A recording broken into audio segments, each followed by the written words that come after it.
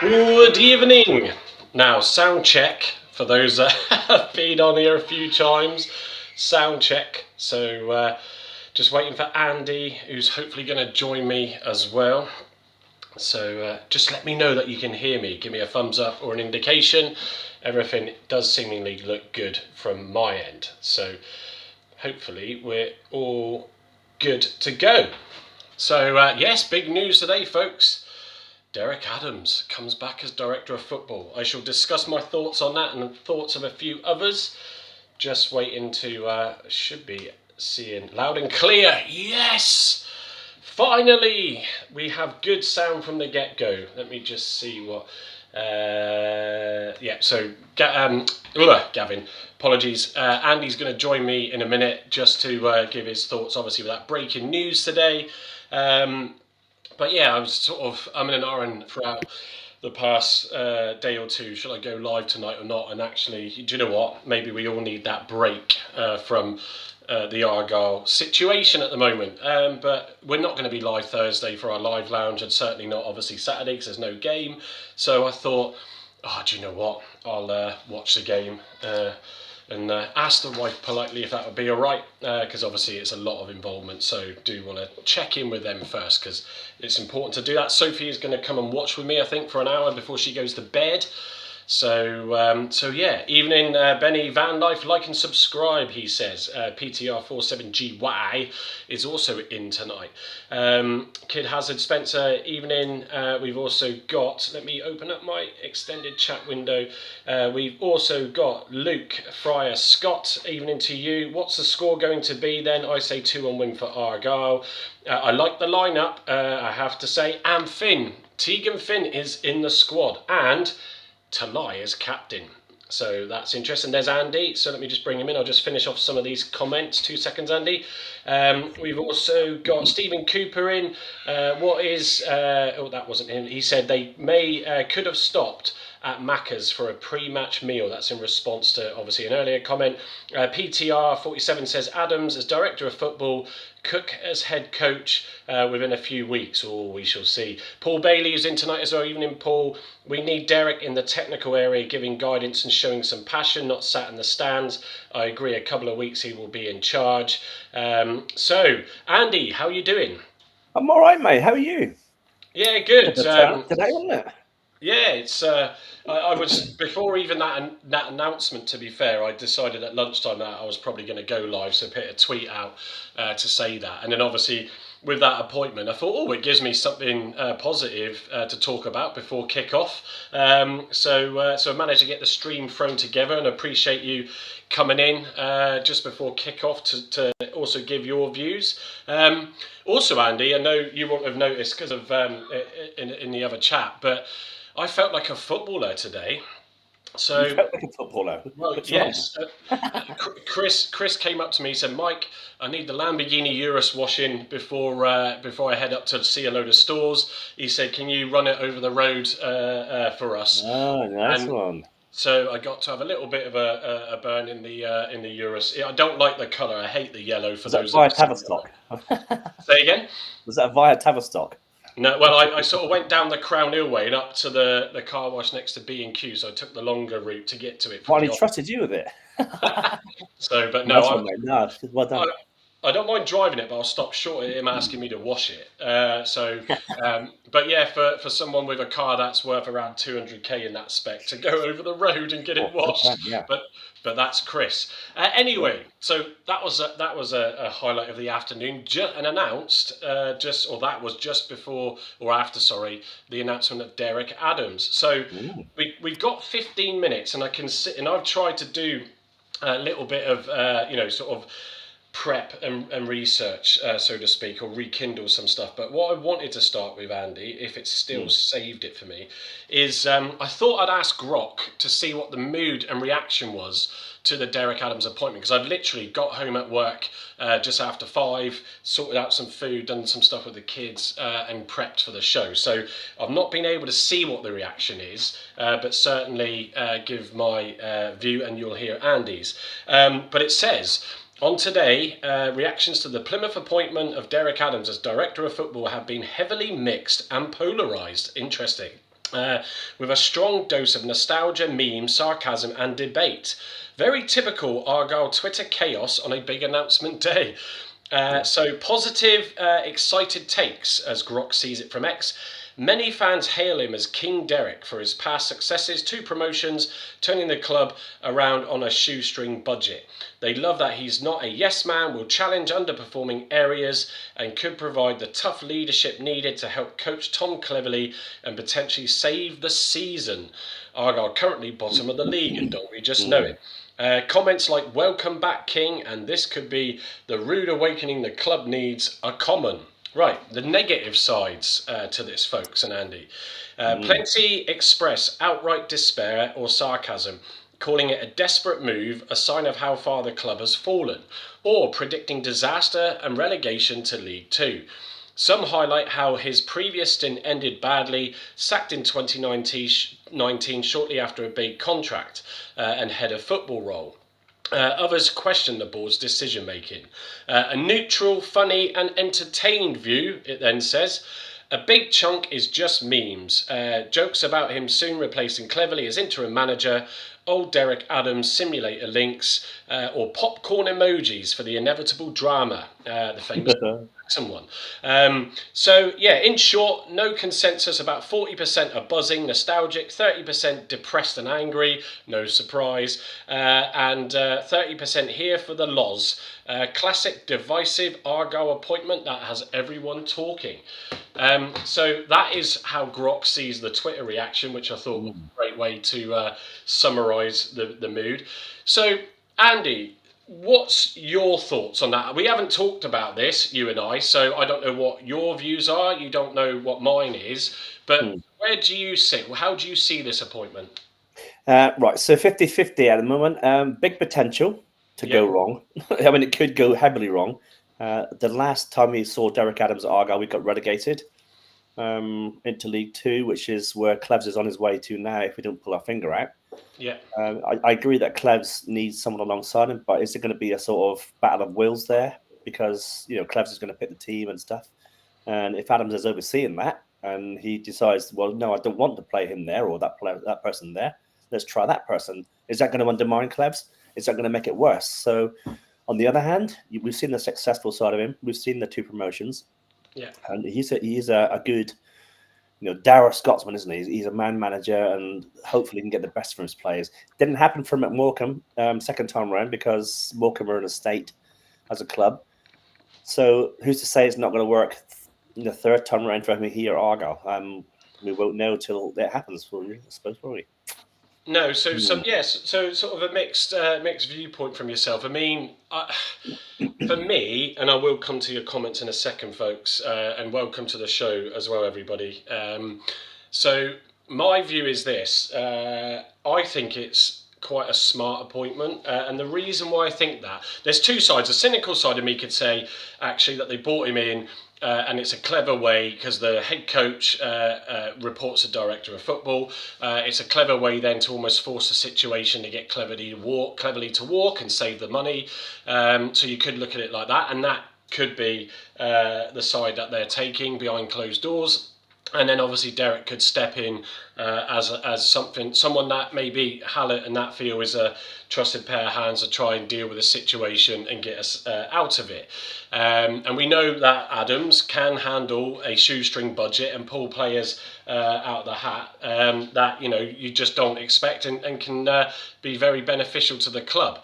I think my sort of honest view is that it brings experience into the director of football role. And I know, I think it was Brett's comment just now, where he said, let me just go to it, sorry, apologies, where he noted how you've got a whole host of them now that don't have experience on there. I can't find the comments, so many coming in, but Adams has got that great footballing coach role, and it hasn't worked out for him, obviously, at Morecambe very well, and he had a good spell and left, obviously, on a bad note. Of Argyle at the end of that season when we got relegated. But for me, I think they're sticking with Cleverley. no matter how much we all might disagree with that, we definitely need to see a turnaround in these 2 away games, and even tonight, as well, see a good showing, regardless of what it is. But I believe that what will happen is Derek Adams will get heavily involved with TC. TC is either will be accepting of that, and then they'll work together, and he will put some, old school, experience head on the shoulders of Cleverley to say, look, you tried this, do that, let's stick to that, let's get ourselves solid in defence, stop leaking these goals, get the players' confidence back, and if we can nick a goal on the attack, then let's go and do it. And I think he will definitely get right involved. If Cleverley is standing off to that, and this has surprised him and he's not comfortable with that, then I can see what will happen, and Derek Adams will take no shit, excuse my French, and he will just get in there and say, right, if he's not happy and things aren't changing, he will force the issue. He can do that. And if Cleverley doesn't accept that, then it's like, well, if you're not happy with it, you know where the door is, but I'm sorry, I'm going to deal with this. I don't like, the whole thing of not sacking and wanting him to walk and save money. But I actually think this could prove to be a smart move, and Derek will have players that he could look to call on. The free agent market, will he look at that? And Gavin and I were talking about this on the phone earlier, and sort of say, let's grab a couple that we think we can get fit and ready by Christmas. Let's bring them in, because January will not be easy in getting people. And also with David Fox's role, I highlighted how I thought that was a strange appointment when he started at Leicester a week before, then suddenly got the head of football role. It did seem a bit of a mess, and it's proven to be that with a lack of experience. And I think David Fox will continue to carry on doing a lot of football operational stuff, and will work obviously and report to Derek, but will also learn from Derek. So we'll be almost nurtured through the role in that experience.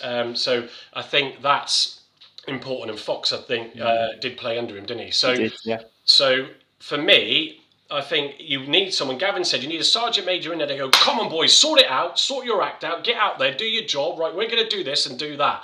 And Derek will come in, hopefully, with that voice. And I think then it will prove, hopefully, because we all need it to, a positive thing. But I know that's not everybody's viewpoint, and you've heard Andy's, but that's mine. Paul Bailey just made a really good observation there about it could be a major clash of personalities, as Cleverley is very stubborn, and we've seen so far, and Adams is fiery Scotsman, and yeah, it is. I mean, but Andy, that's the point, isn't it? Is if he comes in and the aim is to work together, and if Cleverley isn't on board with that, you'll find out soon enough. I think his interview on Monday with Argyle TV that will come out will be interesting, and I reckon we'll see him potentially in the presser before the game as well. Well, obviously it won't be for a couple of weeks for the next match, obviously. But that's. I just look at some of the nuggets that actually Adams brought into the club, right? People like Carey, Lemaris, Jake Jervis, people like that. And these are good players. And Fox, all good players, quality players. You can find. So sorry, folks, if I'm looking down the cameras there, because I've got my. And they graced home park, and people like Carey scoring from outside the box. If he can pick up another couple of nuggets like that, either in the free transfers or whatever, or in the window, then we got a good chance. But down to him. Yeah, absolutely. And I think I'm seeing it. And the other point, before I just sort of read out some of your views, guys, and girls, is that the factor of calling, for leadership, and I agree with that. We've said that there is, Paul Byrne hasn't got that experience in football. I said on Saturday, the first thing he needs to do is appoint someone with experience in football. I know Derek Adams isn't experienced in a director of football role, but remember, a manager, which is what he was then, deals with the recruitment as well as obviously the setting up the team and involved in the coaching and all that lot. So taking that up into the boardroom, so to speak, will allow him to take that experience and work with Cleverley, who is almost hinted that that big thing for him is wanting that involvement or having someone experienced in that role, and he can adapt and work with it. Paul's statement could be absolutely right as well. It could be a major clash, and I think we'll see that maybe in the performance of the team tonight. Cleverley's touchline reaction, the post-match interview when he gets asked the inevitable question. I think we'll see that happen. But definitely, Paul, your earlier question about I'd rather see him in the technical area. this is where he could get more hands-on. Juicnip was in the technical area at times as well, obviously when we had some issues, but it could well be that he is there. So let's just sort of look at it as the club have decided to do something. So Simon has taken action with Paul Byrne, if you want to call it, taking some leadership, some responsibility, I suppose, and appointed Derek. How long those conversations started, no one will know unless it comes out. But at least something has been changed, and it did need to change. And there will be another feeling for me for Hallett of it being someone he knows and feels like he could probably trust. Right, comments. Graham Burns just dropped in. Evening, Graham. Black away kit tonight too. Joe. Hang on. Let me read. Let me angle that a bit more. So ISO naughty. Adams does not do mid-table. It's either up or down. So it could be another roller coaster ride. Stabilisation is what we need.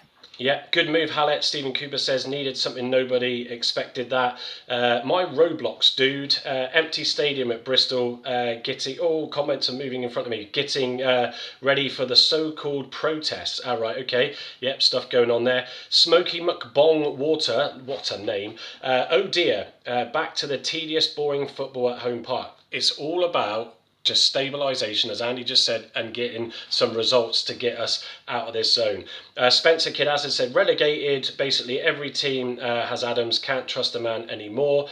Paul Bailey, we read that one out just now. PTR 47 says Adams is at least a footballing man at board level. Cameron Miller, hopefully another nail in Clev's managerial coffin when we don't win this evening against Rovers youth side. Ghost Tarot Trader is a strong team for tonight's match. We'll come on to that in a minute. Should have rested a few. And we've got Steve says Adams is going to take no shit, and that's what the squad needs right now. And it's only going to put more pressure on TC. Again, depends on how TC looks at it. But if it's about working with him, and those that have said he's just needed more support, this could be what that brings. It shows just how far up the creek without any paddles the club is when someone like this comes back to the club. Yep, Steve, look, we'll soon find out, won't we? Needed a new director of football, Cameron Miller said, and not against Adams in that role per se. What I am against, though, is that the style of football that Adams coached is the polar opposite of a possession-based Argyle way. Yeah, and I do think, and I know we've only got a couple of minutes, so I want to get to this team with Andy. I do think that we will probably see a statement. I'd like to think and hope, and Simon, if you are listening, which you're not, I'm sure, then I think you do need to come out now. And because this announcement was happening, or this deal was happening, I wouldn't have put a statement out before that, so it would make sense for him to put that out. I will probably at halftime go to the statement itself. But Andy, we see Ashby Hammond come back in goal for Hazard. I'm happy to see that. Yeah.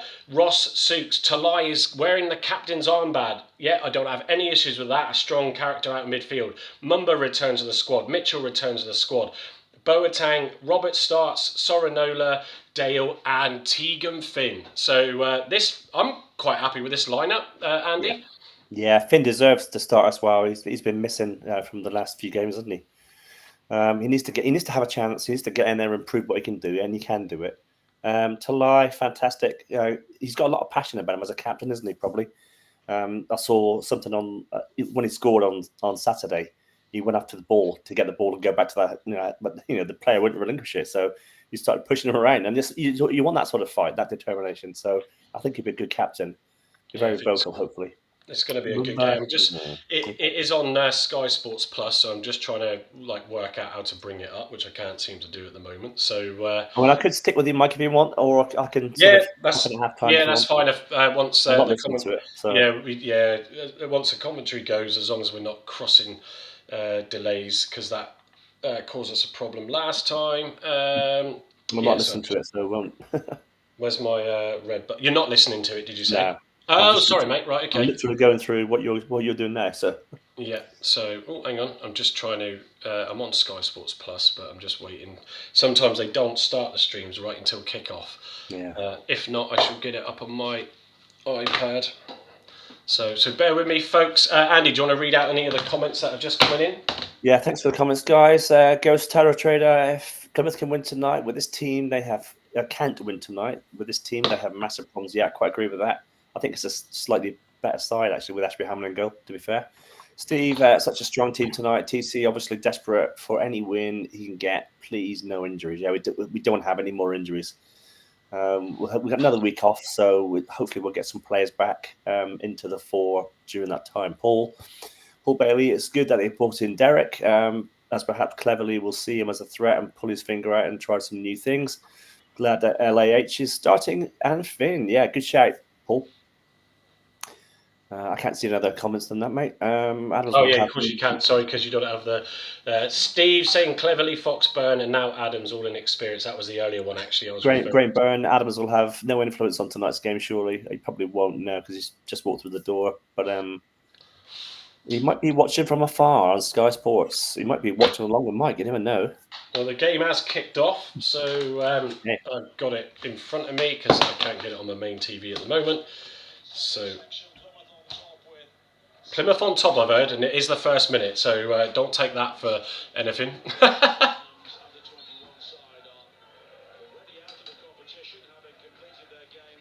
Let's see what happens here. So Bristol Rovers in possession in Argyle's half. Oh, dealing with by the defence. I'm struggling to see the players at this camera angle. Cleared forward though onto the on-rushing Mumba. Oh, who loses the ball. No comment. GT, here we go again. I know GT. The pain and suffering. Talai will be a good captain, but if he says something about the rest of the team, not too many leaders. That's absolutely right. Spot on. Yep. Benny, yeah.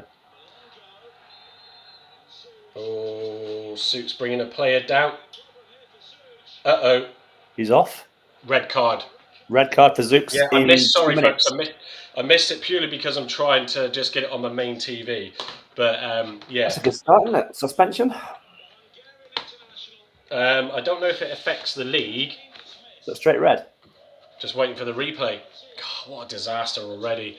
What a disaster already. So already Argyle are up against it. Away at Bristol Rovers. Until I see the replay, folks, I can't give you my thoughts on.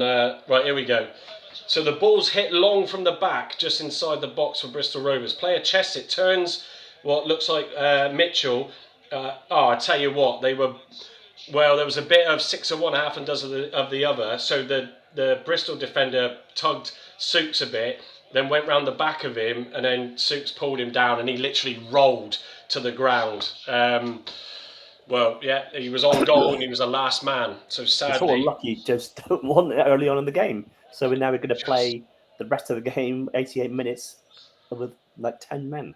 Yeah, so folks, this could be equally painful tonight. So, right, let's see what happens with this free kick.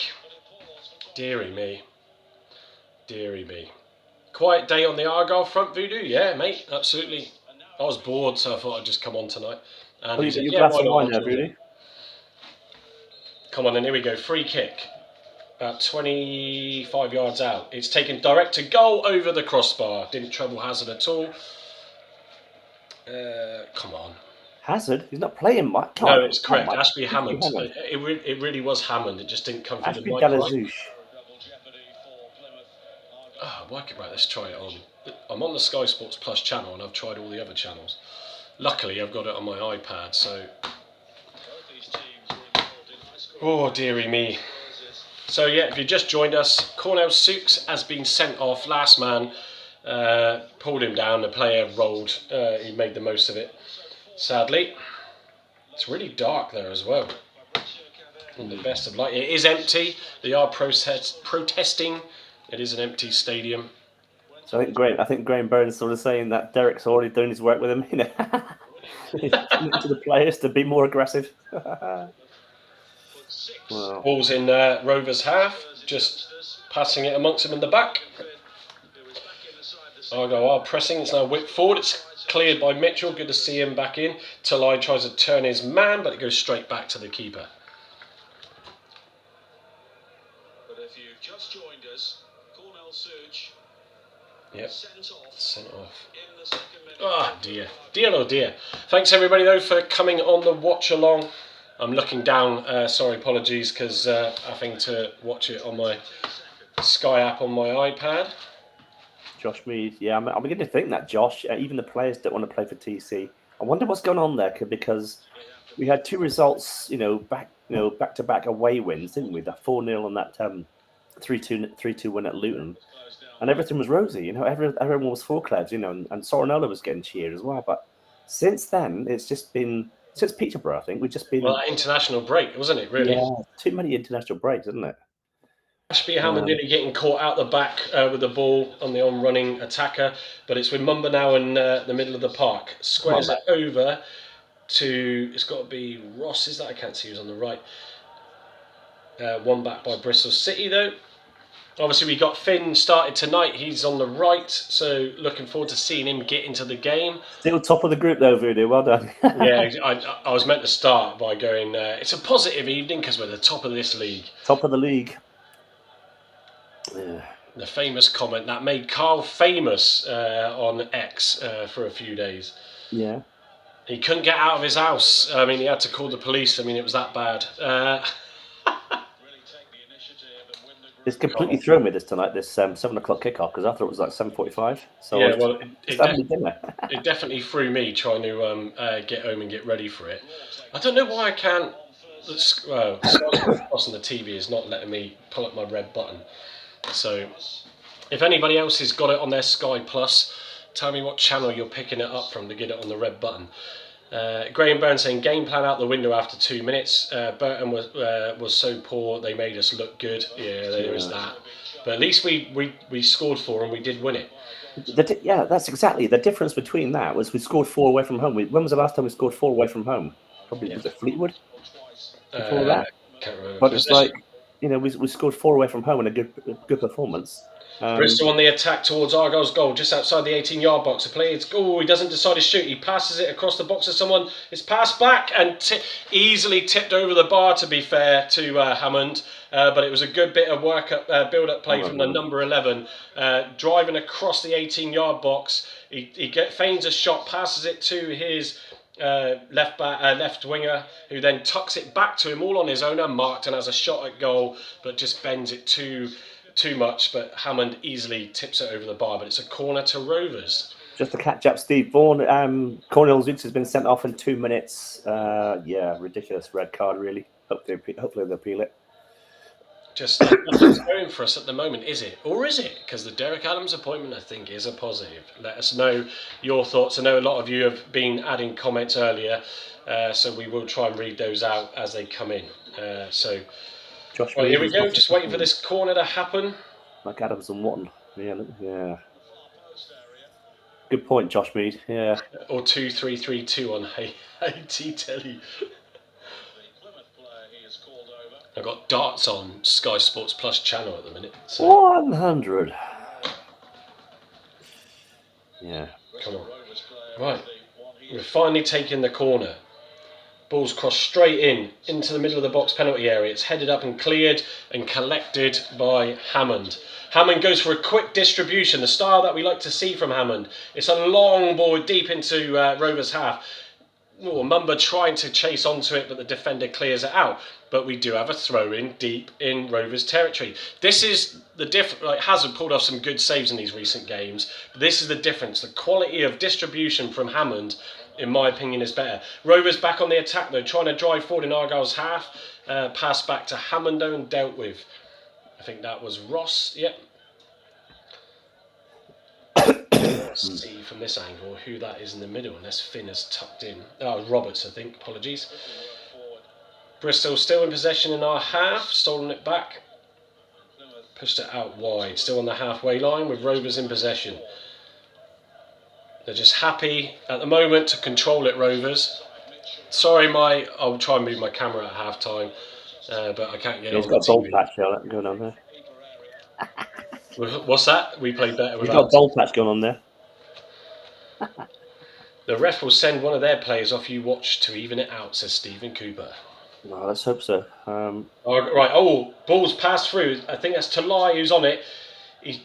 Defenders are getting back. He's going to get another chance. No, he tries to get a shot off. It was a good ball forward, actually. I missed who it was from, but good ball forward. He broke the defensive back line but they were able to get on top of him quickly. Tries to get a shot off, which is what we need to do tonight. When there's a chance outside the box, get that shot off. Ball's back in possession with Rovers now in their own half.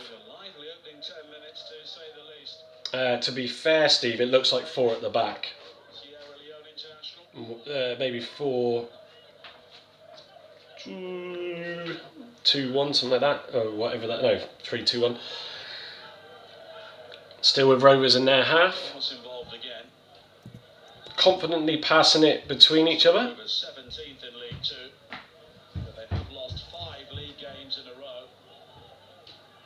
Did I hear that right? Did they say Rovers have lost 5 league games in a row? Yeah, or was he talking about us? Well, I did wonder that. Yeah, it was a great through ball, Benny. It's a 10-man formation. Yeah. It's a hope for the best formation. I really do, as I said, folks, think the appointment of Cleverley is a good one. Appointment of Adams is a good one. Excuse me. Come on, Mike. Sweet stuff, mate. Trying to multitask. I'm a bloke. I mean, can't do those things, can I? The ball is in Bristol Rovers half, sort of deep in their half, but it's just being dealt with. But Argyle putting pressure on. Tegan Finn trying to close down. We need to be closing down a bit more and hard pressing. Ball's trying to be clear, but Mumba picks it up. Boateng, come on, just got caught on the ball really from behind. It's stolen back by Rovers. They're trying to get out their half. It's a long ball down the left, but it's a poor ball, and that'll be easily dealt with by. Is that Roberts back there? I'm trying to see who's back there. I should put the old glasses on now. Here. Whoa! It's full HD now. Amazing. Come on, Argyle. Possession. I'm worried though, you mentioned on that flashing reindeer. Wonder what he was doing. Fantastic, isn't it? And then I was going to actually just blur it out because there we go. There we go. Just so a very wide shot at Hammond's goal, but easily collected by him. He's not distributing it quickly this time though. He's dropped the ball down. He's looking for some movement, telling players to get forward, but he goes straight to Zooks on his straight to Ross on his left, back to Hammond. Out to Boateng, to Ross, still in Argyle's penalty area. It's then hit long to try and find Mumba. Oh yeah, you fouled the player. How many times have we heard this, Mike? Tic tap at the back and then long punt forward to someone who's not going to get it. There is, but in fairness, the balls are going to players. Mumba lost it out there, a bit of a tussle with the defender. Talai won it just now, breaking the back line. It wasn't from a direct long ball, but it looks like he's using Mumba and Talai to try and create those passes up front. Balls with Bristol though in their own half, just moving it around at the moment. Voodoo saying, do you switch your flashing reindeer off at all? It's on a timer, Voodoo. So probably Alexa. It nicely lights up my hi-fi in the background here. Oh dear. Wife just said, what did he get sent off for? Last man, and pulled the player back. So who was taken off after the red card? It was Cornell Zooks, Zaki. Yep.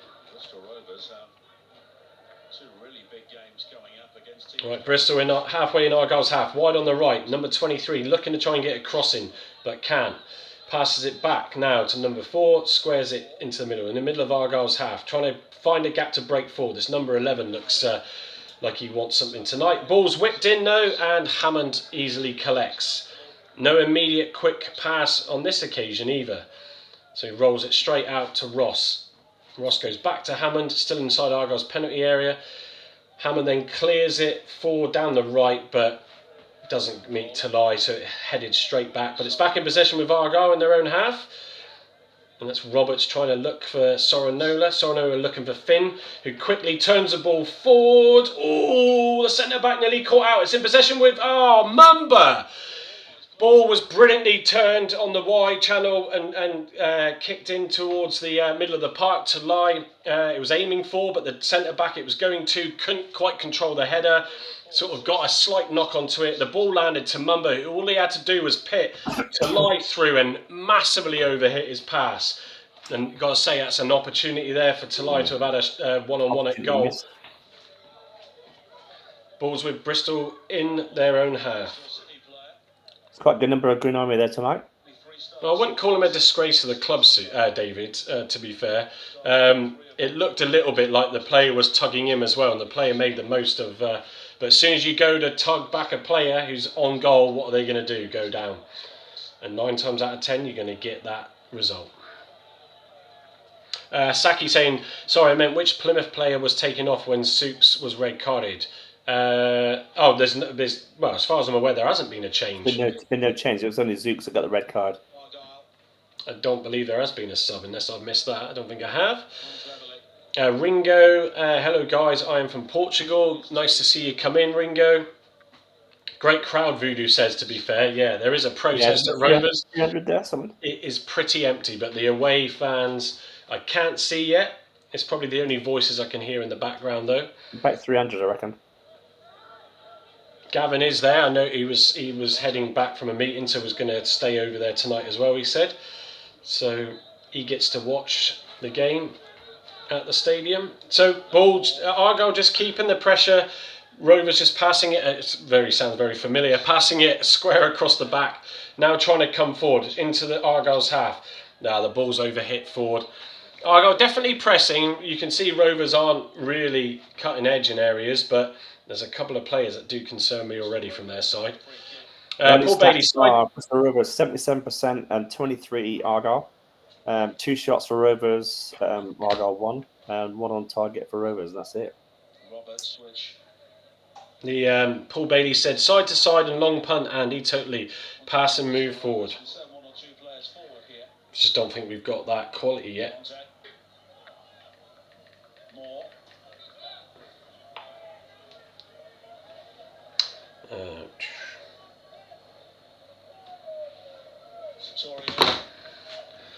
Not much happening at the moment, just possession with Bristol in Argyle's half.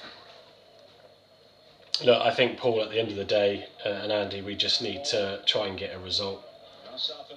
We don't want to be bottom of 2 leagues now, do we? The thing is, though, Mike, we've seen them play this football, haven't we, before, where there's been passed up the back, yes, but then passing to the midfield, who have then passed it on to the front. Right. 2 seconds, Andy. Talai's got the ball deep in Bristol Rovers' half. He's charging forward. He's now in the box, but he's to the left. He's just passed it back to Dale.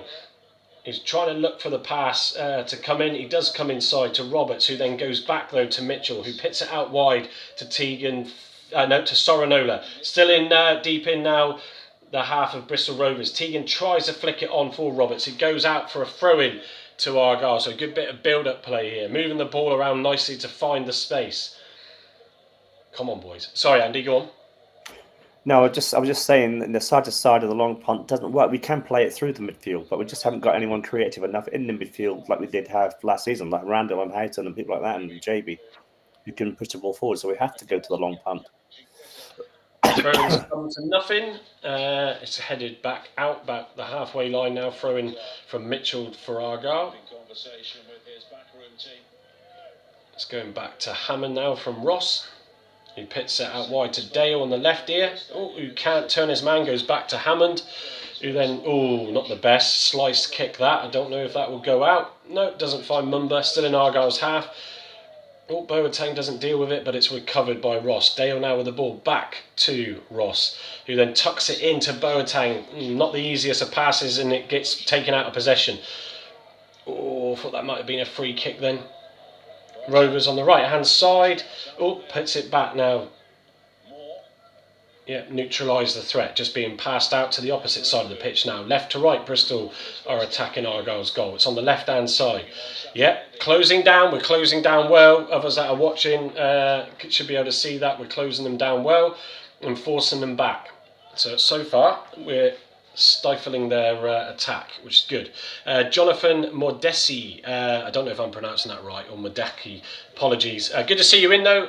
Argyle put a pretty strong team out. I think that's a decent team, yeah. And Talai as captain. I know he is our player and Dale isn't, but I think Dale has shown a lot of. But then Talai has been the one to equally try and do a lot, hasn't he, Andy, in recent games?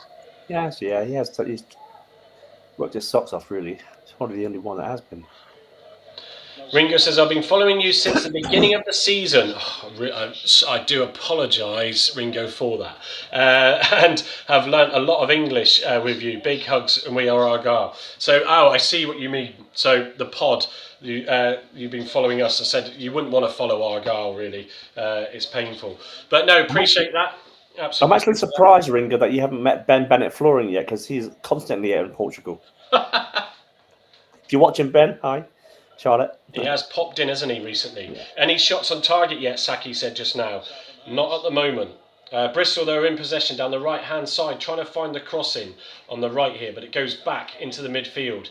It's a brilliant ball. Just can't get onto it. The number 11, who looks sharpest for me, tries to hit a ball deep through the defence to the number 23, and it was just overhit, but we were going to be caught out. If he'd have made that pass, then it could have been interesting. But it wasn't, so we're good. Just waiting for Hammond to decide what he's going to do. It's going to be a long kick forward to the right-hand side, isn't it? Straight down the middle. Talai trying to win it. Is that a foul? No, says the referee. He was a bit manhandled there. He's a big dude, Talai, but to a degree, he's been struggling against some of these centre-backs.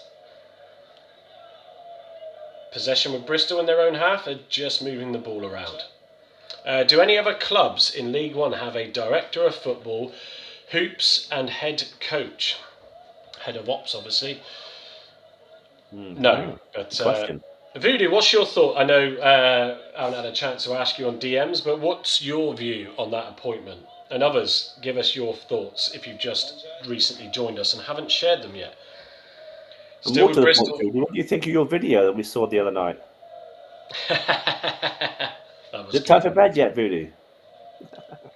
Well, he kept saying to me about doing the bed sheets for to accompany Gavin's bedwetting comments. Come on. To be fair, if I can get a transfer big enough, I'd need a few of them. I could probably get that pit onto some bedding, but it wouldn't be cheap because the transfers would probably cost me about 50-60 quid. Right, nothing really much happening. It's with Bristol at the moment. They've been pushed back though. Nice bit of work by Mumba, forcing the player out of Argyle's half and to go back to his goalie. So it could be a bit of patience here from Argyle, just looking for the breaking attack, it seems. Just trying to frustrate Rovers, let's just say. I still can't get this game on my TV. So you like Derek's old school, yeah? I like the old school blood and snotter stuff like Sturrock used to have. He's a Daryl Scott as well, and he's Adams. So he might be alright for us, but well, 50-50 in a minute.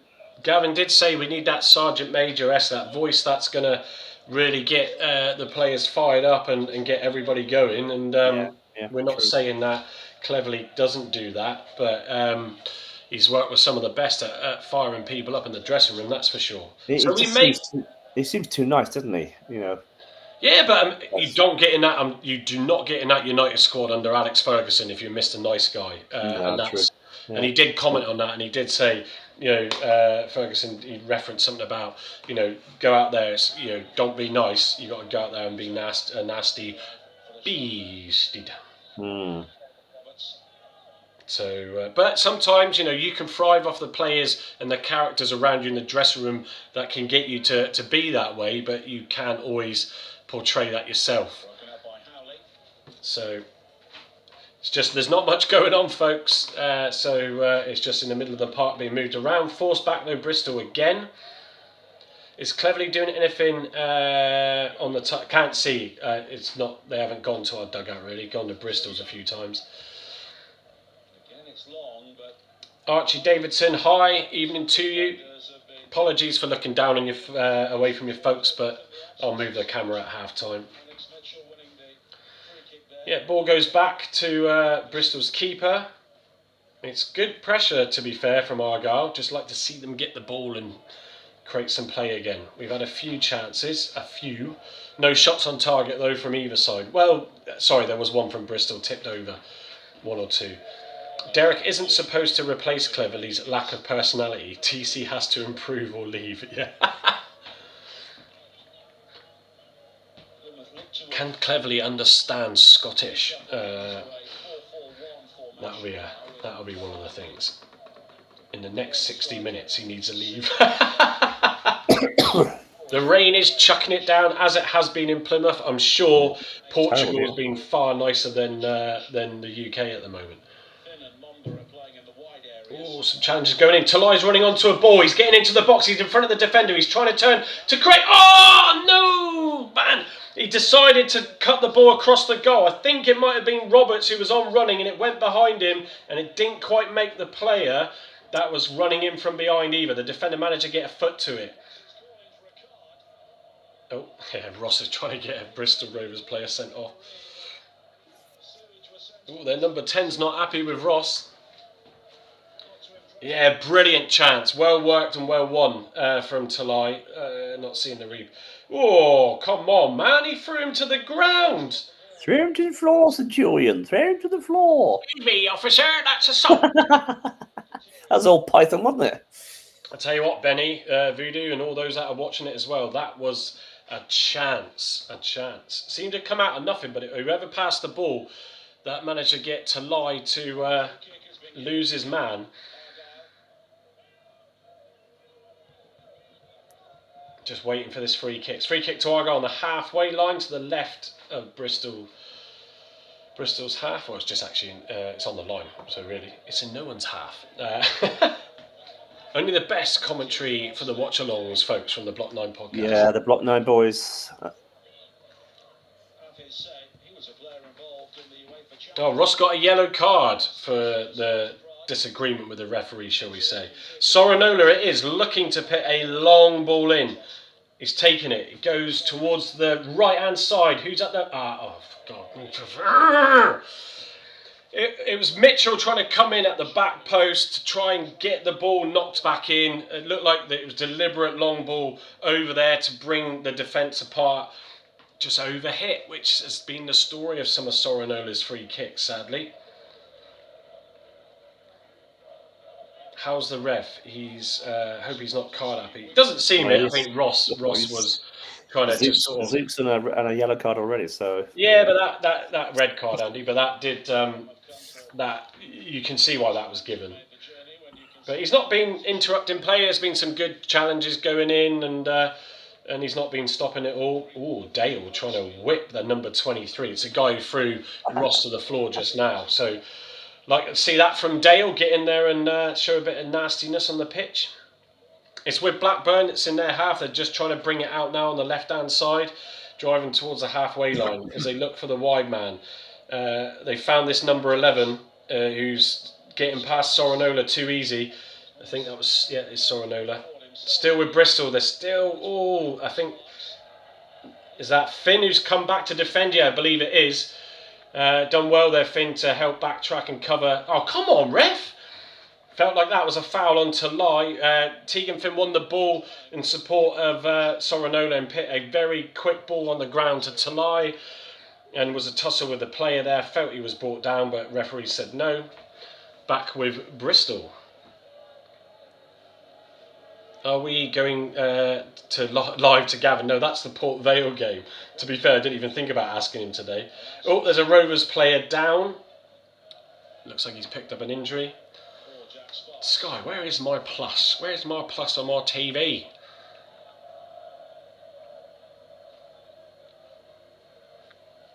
Sky Sports Plus. Let's see if that works. It doesn't seem to. Don't pick up the. Sky's voice detection is absolutely crap.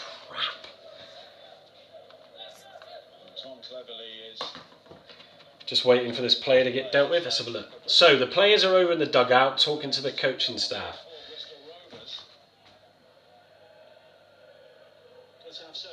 Okay. I was going to say, interestingly, everybody's talking to players except for Cleverley. He's now just giving some instructions to Talai. Nice comment, Ringo. The only good thing about this game is that they're finally investing more in the academy and the club's future. Yeah, absolutely, mate. You've got a youngster on the bench who's hasn't featured at all, has he? What we have. Yeah. Oh, I didn't look at the. Sorry, apologies. I've just realised I've clicked Pull the. it up. Yeah, so it is. Let me just look in WhatsApp. Baker, obviously, Patterson, Aseni, Ibrahim, Peppel, Hatch, and Heyman. Yeah, Heyman, yeah.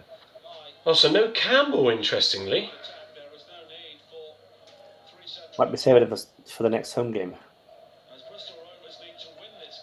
Who will win, Raman Khan? I'm hoping Argyle will win, my friend. Yeah. Got a good number of you in the live. I'll just take a moment while this break is happening to. Where are we going? Just to say, please give us a like and a subscribe and press that bell so you know when we suddenly go live like tonight. Everything helps with regards to those subs, and also if you can and if you are listening on the podcast channels to any of our shows, and if you're not, please go on and give the show a review on your Apple or your Spotify.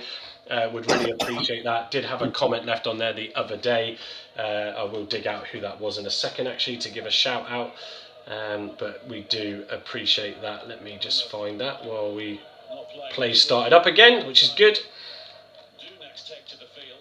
Gavin is probably live in Bristol hospitality. You'd think so, wouldn't you, really? You know. Mighty Greens 12 it was. Best Argyle podcast going. Always a really good listen. Keep it going, guys. So gave us a 5-star for you. We are spoilt for podcasts, folks, but we appreciate you listening in on ours. That's for sure. There's a lot of good stuff out there, guys. So make sure you listen to the others as well. But obviously, we want you to listen to us because, there's a lot of good Argyle content out there. I'm waiting for the telling off from Voodoo now, or the comment of, "Is there other pods?" Argyle in possession in their own half. There's not much happening. A bit of tugging going on here between Mitchell and one of the Rovers players. Sorinola trying to deal with it. Clears it up the pitch. Nearly got himself into a bit of bother. Talai trying to... Ooh, hang on a minute here. No, that was Tegan Finn, was it? Or Talai. Bit of a reckless challenge, but no card, just a free kick. There are no other pods. Exactly that.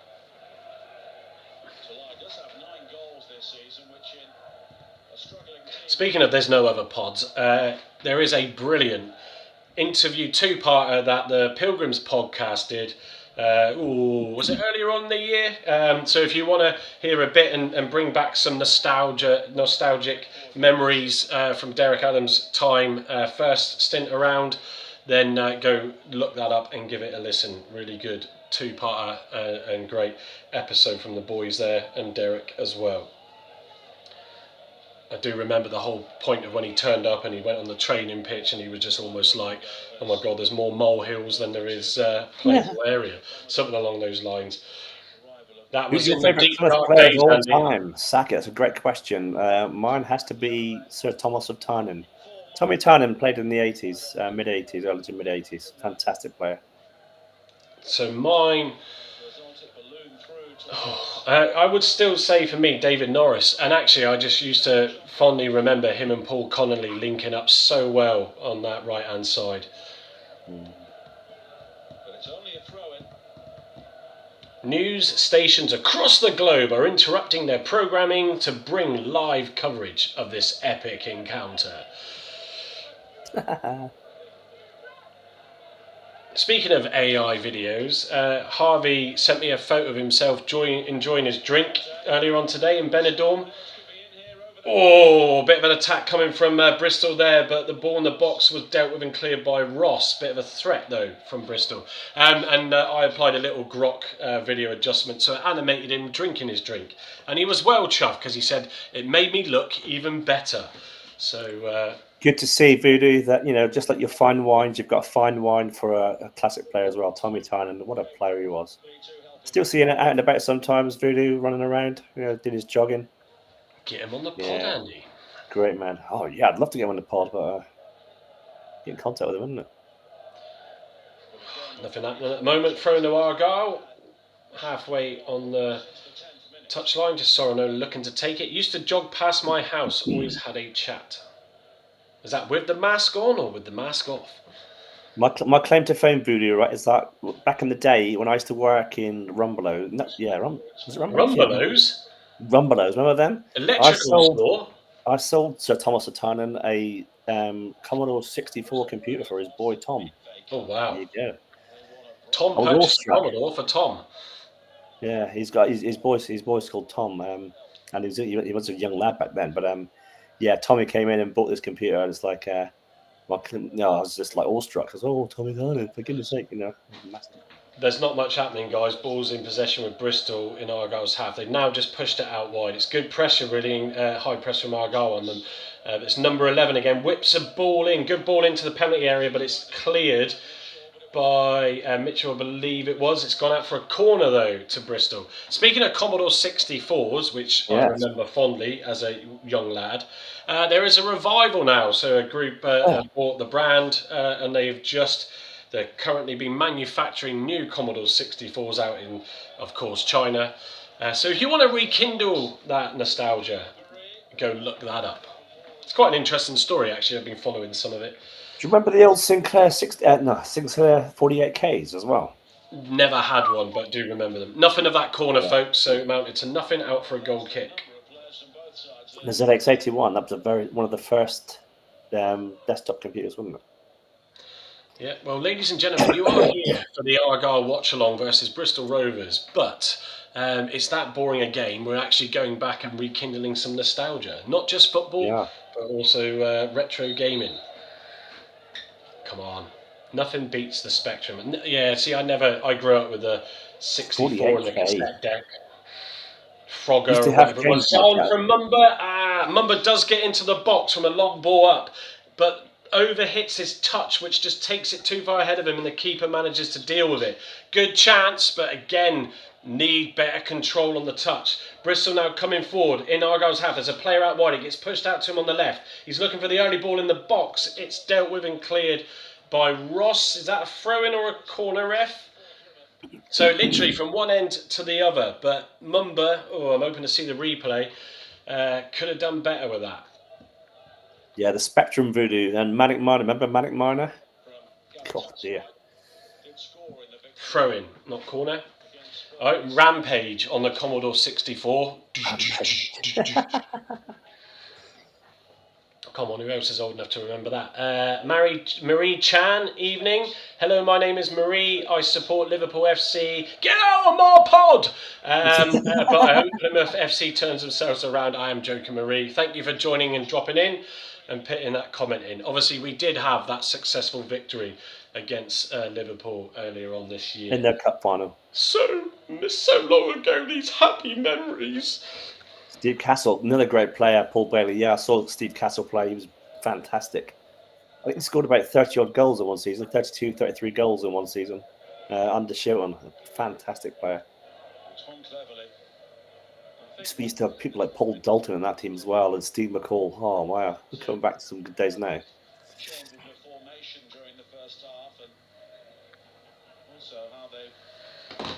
The missus is watching. Hello, Joe. I shall be on my best behaviour. Hello, Joe. He's behaving himself. He's not swearing too much tonight. I'm not like Matt Goldbridge. Oh, this is terrible. Oh, no. What is that? It's rubbish. Come on, man. Let his hands. There you go. That was quite a good impersonation, to be fair. I think so, yeah. To be fair, I've hardly watched the bloke, so... Nothing much happening. I think we need anyone to score, whether it's Bristol Rovers or Argyle. Just need a goal from somewhere, then we just spark the game off. It sounds a bit drab. Yeah, Craig Morgan says he needs him for his bet. Yeah. What did you put on your bet overall then, Craig? So, balls with Bristol. It's in Argyle's half, but they're no threat at the moment. It's good pressing from Argyle. They're getting on their men, so it's disrupting the play for Bristol. There we go again. Sorinola doing well. I think was that Finn? It might have been Finn, actually. It's so hard to see from this camera angle. Oh, he decides to zoom in a bit. Thanks for that, cameraman. Must have been listening. Oh, Hammond having to clear the ball under pressure. Oh, what's going on here? Oh, come on, ref. Mumba again, though, getting a breakaway, but fouling the defender in the process. Looked a bit soft. Anything happening sounds boring. Yeah, well, it is. Hence why we're talking about other stuff. ZX Spectrums and stuff. Yeah, I've got no wine on the go tonight, guys. This is Grumpy Loyal's standards are slipping. You got no what? No wine? No wine on the go tonight. Reminds me, I need a drink. Ball hit long by Bristol, out to touch on the far left of Argyle. Hang on, bear with me a second.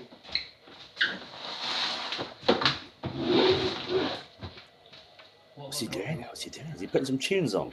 Now, no tunes. Now, you must have had, a few of you must have had one of these.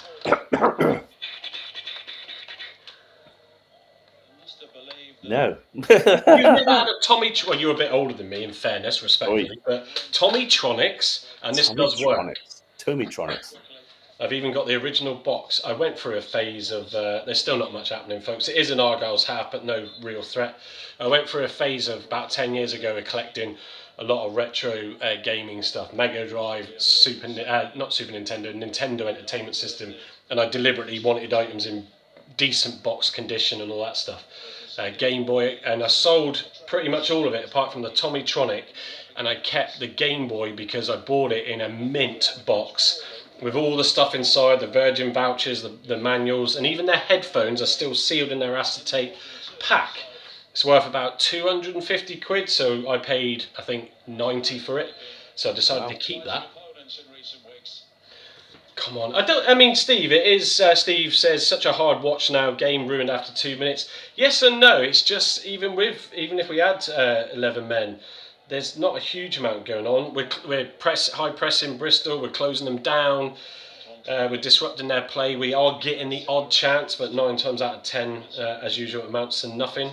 Throw no to Argyle, halfway in Bristol's half on the right-hand side. Cornell Zeus taking it? Oh, he's not playing, is he? Huh? Is Cornell Zeus taking it? Oh, he's not playing, is he? Yeah. He was the one who got the red card. Benny Van Life, passing in their half has been sloppy. I think he means Bristol because it has been. Possession with Argyle still in Rovers half. Ball's whipped in the box to Lie. Tries a clever flick on, but I think it was offside. It went wide of the post. But can I potentially say we've had a shot? We've had a shot. Yeah, I think it... What's he given here? Was it a... Oh, I don't know if it was offside. It just went wide of the post. Still with Bristol in their own half as they look to bring it out. Come on, someone else on here must have had a Tommytronic. Did you have one of those as a kid? Argyle putting pressure on. They've won the ball back deep in Bristol's half. It's with Mumbo who passes it through. Who's going to shoot here? It was Tegan Finn, I think, in the middle of the box, trying to get a shot away. It was blocked. It's now back with Bristol, who are now pressing forward in Argyle's half. Oh, dealt with by Mitchell there. Trying to come on. Bit of... Oh, yeah, getting... muscled off the ball. It's okay, it's still just in Argyle's half now, put down on the right hand side with this number 11, trying to look for a pass. There's no one to pass it to.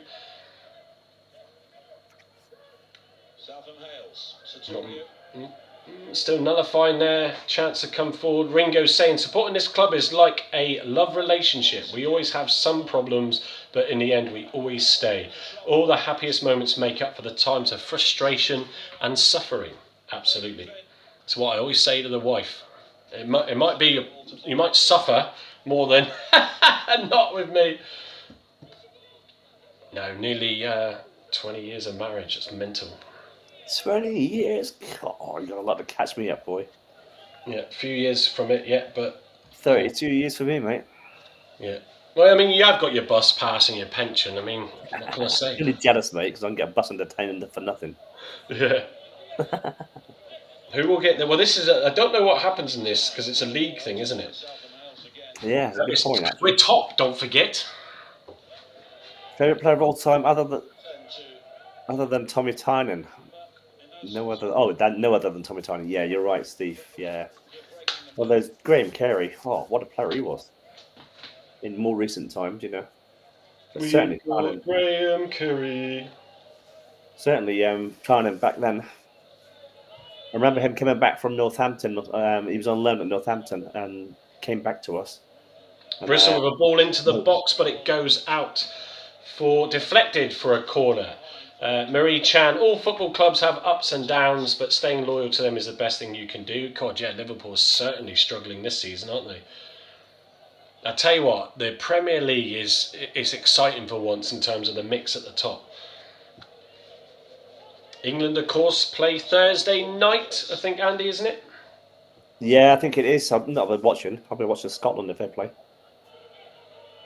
K.750, you reckon they're scoring 2 goals in this game? Well, at the moment, no one is, but it's with Bristol. They're looking to whip the ball from the left-hand side into the box. They do, to the penalty area. Headed towards goal, but wide and out for a goal kick. Ringo, you're a star. I like that, really. Terrible. We're talking about revolution in a minute, won't we? Oh, here's something else that's in here. I've got in my cupboard of tricks. Hang on. You could see that video, but it's a family show, mate. So now, when I was at primary school, so I'm a 1980s baby, or 1980, at primary school, the Coca-Cola footballs and the yo-yos, Oh, yeah. the Russell Spinner yo-yos. Oh my God. I mean, in schools now, you couldn't do this because it would be a health and safety hazard and all the yellow jackets would go absolutely mad. Can't have that. But I used to love the little footballs, the mini footballs that you got. I never won anything other than the standard Coke one. But I did, when I was buying these off eBay, get the gold one. There we go. Look at that. Anybody who are into their yo-yoing, as I try and bring some sort of That's and downs, I suppose, isn't it? scoring match. Thrown with Argyle though, deep in Bristol's half, just trying to find some space. Bristol are closing Argyle as well as they are back to them. So Boateng, awful pass, doesn't make the man. Argyle try and win it back. It's a throw-in to Rovers. Steve Castle, Terry Alford said for best player. Yeah, Paul had the yo-yos, they were class. Annoyingly though, I'd stuck these to something at one stage, and when I peeled it off, look, the gold coating came off. Gutted. They're not worth much, about 15-20 quid, but just bought it for nostalgic reasons, and I'm a big Coca-Cola fan. Come on, something happened in this game.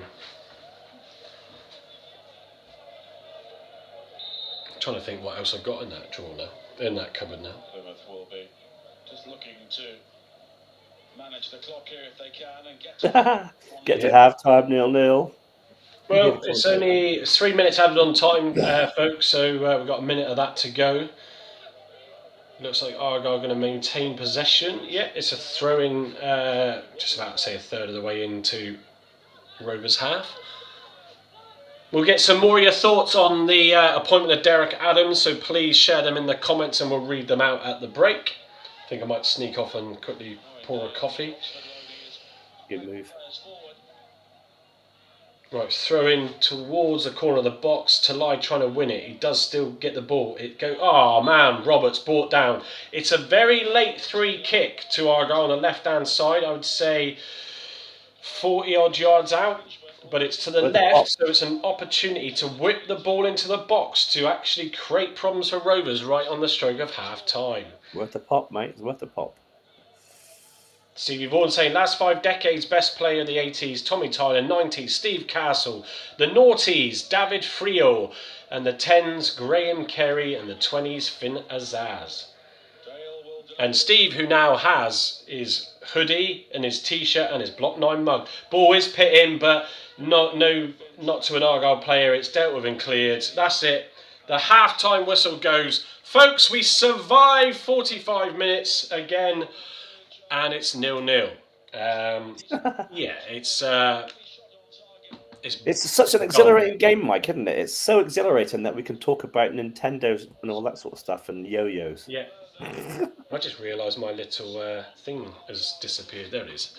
There it is. Ad Cole, does your early festive decoration mean you are what is known as a Christmas creeper, or are you simply willing the January transfer window to arrive? Well, the Stag I've had for a few years now, still sold in the range. It's now actually $59.99, and it can go outside. So it is a. Let me bring up my mic. I love it. I think it's great, and this nutcracker craziness here. Hang on, let me move out of the way. It's a bit bright, to be fair. That isn't on sale because it wasn't listed, and I bought the sample. But no, I am a bit of a. I do like the festive spirit early. I'm a positive person most of the time, as those who have followed me and the pod for long enough know. Drives Andy, Carl, and Gab mad. I'm more of a sort of a bar humbug sort of person. Oh yeah. Just talk for a second while I just quickly try and make this coffee, please. Yeah, I'll keep an eye on the comments, Mike. Then I'll go get my coffee. So if it ends, goes to a draw, penalties for the bonus point. Yeah, good, nice one. I need to reboil the kettle. Reboil the kettle. I tell you what, Mike, we should get Holloway back. He's working wonders at Swindon at the minute. They're currently 3-0 up away at MK Dons. Oh, are they? I'll tell you what, Andy. I can see some comments coming in. Just take the guys through your views as well on the Derek appointment. We did discuss it before kickoff. Yeah, we did. So for those who missed it earlier on, my views on Delboy coming back, a bit 50-50 with it really, because he did well as a manager for us, 2 promotions. He did us will have that relegation though, which is a concern. Got relegated back to League 2, which is where we're heading at the moment if we don't pull our finger out. My other concern would be that if there was a clash between him and Clevs, but that might be a good thing because Clev might walk and then someone else will have to come in. Whether that be Adams or not, I don't know. But yeah, we've got to do something because I don't think he can do it on his own. I think Fox is not the right man in the background for recruitment. We haven't recruited really well this season, apart from Talai aside. We haven't really recruited well. We haven't seen Mackenzie yet, so we're still going to see him. So I just wonder whether Derek will bring his brand of football into it, and whether Cleverly will listen to him and try adapting it. I don't know if he will, because I think they're similar age, or I think Clevs is slightly younger than Derek Adams, but there might be clashes there. And we don't want to see that at the club because it's going to make it even worse than it is already. So hopefully they will turn it around. Does anyone else want female hockey? Can't say I do, really. Don't know what your incentive for watching. Is he causing trouble in the chat again? He is. Does anyone else watch female hockey? No, that doesn't appeal to me, to be fair. Yo-Yo, walk the dog around, yeah. So Ringo started following Ian Foster join. Well, I'll tell you, I'll just recap my views. I said the cynical person could say they've appointed Derek to effectively force Cleverly out, based on the recent performances. This is definitely better tonight, but at both sides it's a poor game overall, though. I was still on the view of Cleverly needing to go in that situation. The Derek Adams appointment, though, if I look at it the way I believe it will pan out, and hopefully either way positively, I think Derek will be brought in to support Cleverly, to support David Fox in the operations side. He will help stabilise and sort out and plan for the recruitment side. He will have some experience of that because as a manager, that's what he dealt with on all sides. As Cleverly pointed out, the difference between a manager and a coach is the manager does get involved in all aspects of the squad, from coaching, selection to recruitment. I think Derek Adams will bring some experience on the training field and tactically, also during the games potentially. We'll soon find out, to Cleverly. I think Cleverly's either got to be accepting of the situation. If he's not, then I think there will be problems. Derek Adams will stand for no crap, absolutely, and he will probably be a strong voice on the training pitch when he needs to be. But yeah, we will sort of find out how it pans out. But we wanted and I said on Saturday, Paul Byrne needs to bring someone with football experience into the board, so to speak, into the senior side of the club, because he doesn't have that. He knows that. He's admitted that. He's there to also help stabilise things when he does start full time. And as I said before on the show, Simon can trust with his money. That is important. I've seen that, with Chris over the years.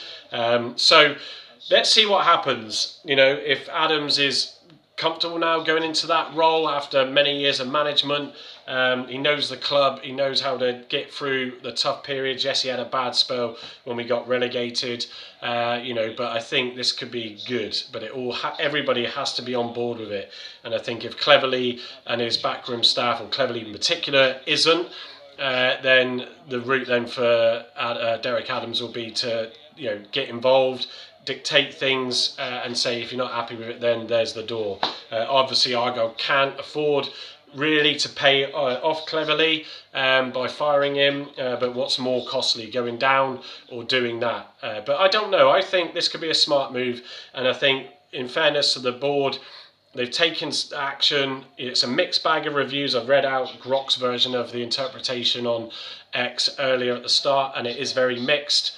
But we'll see. Is it a panic decision by Argyle? But something has been done at least.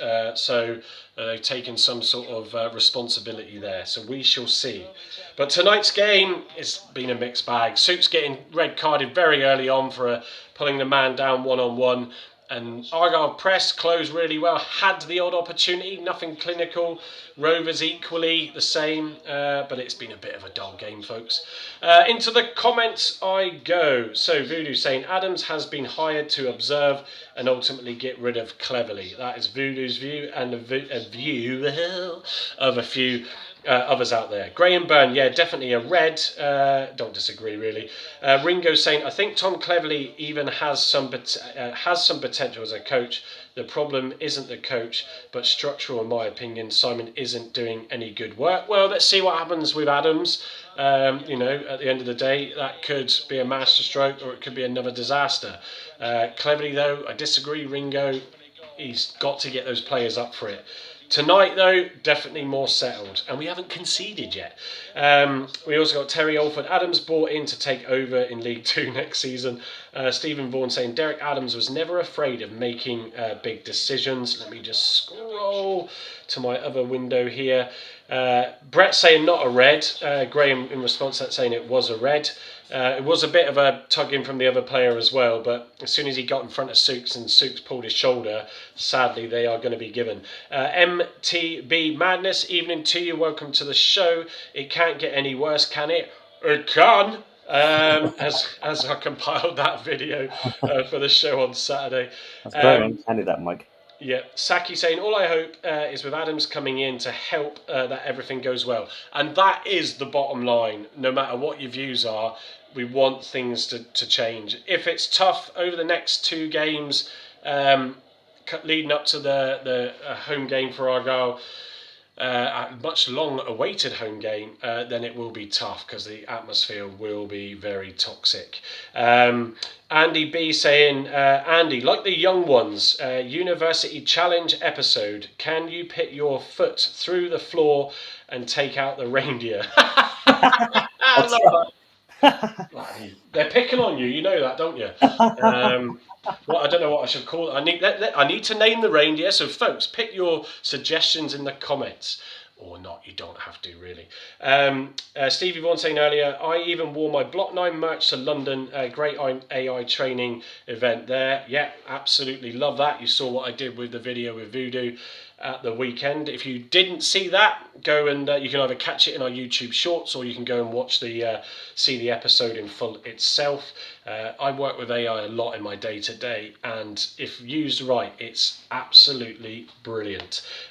Paul Bailey, yo-yo, walk the dog, and around the world, Mike, all the tricks. Yeah, referring to the Coca-Cola Russell Spinners I pulled out of the drawer. I've taken a couple of other items out as well that are nostalgic to me as a kid.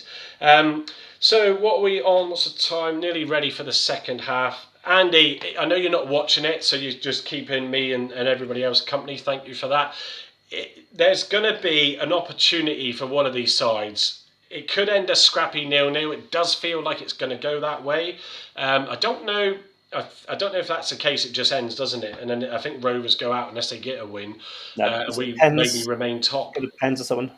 I'm not sure if because it's this weird league thing, isn't it? If you know what's going to happen, I'm sure Paul Bailey does or others do. Steve Vaughan, get your chat GPT going. Yeah, well, you could. I'm trying to multitask as it is. But yeah, so let's see.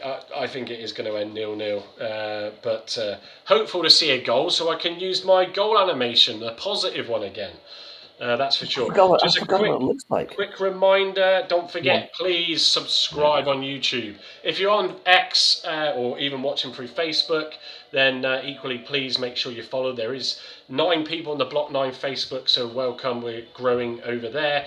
64 of you on YouTube, and there's a good 400-500 of you across the X channel. So go give us a follow on them. If you're not on YouTube, if you are on YouTube but you're not watching via that, please go onto it and give us a subscription or subscribe and press that bell so you know when we're going live. But that is Thursdays regularly at 8:30 for a live lounge, preview the game on Saturday and discuss any topics of note, and then Saturday at 8:30 for our post-match. We like to bring it to you fresh from the 90 minutes earlier in the day.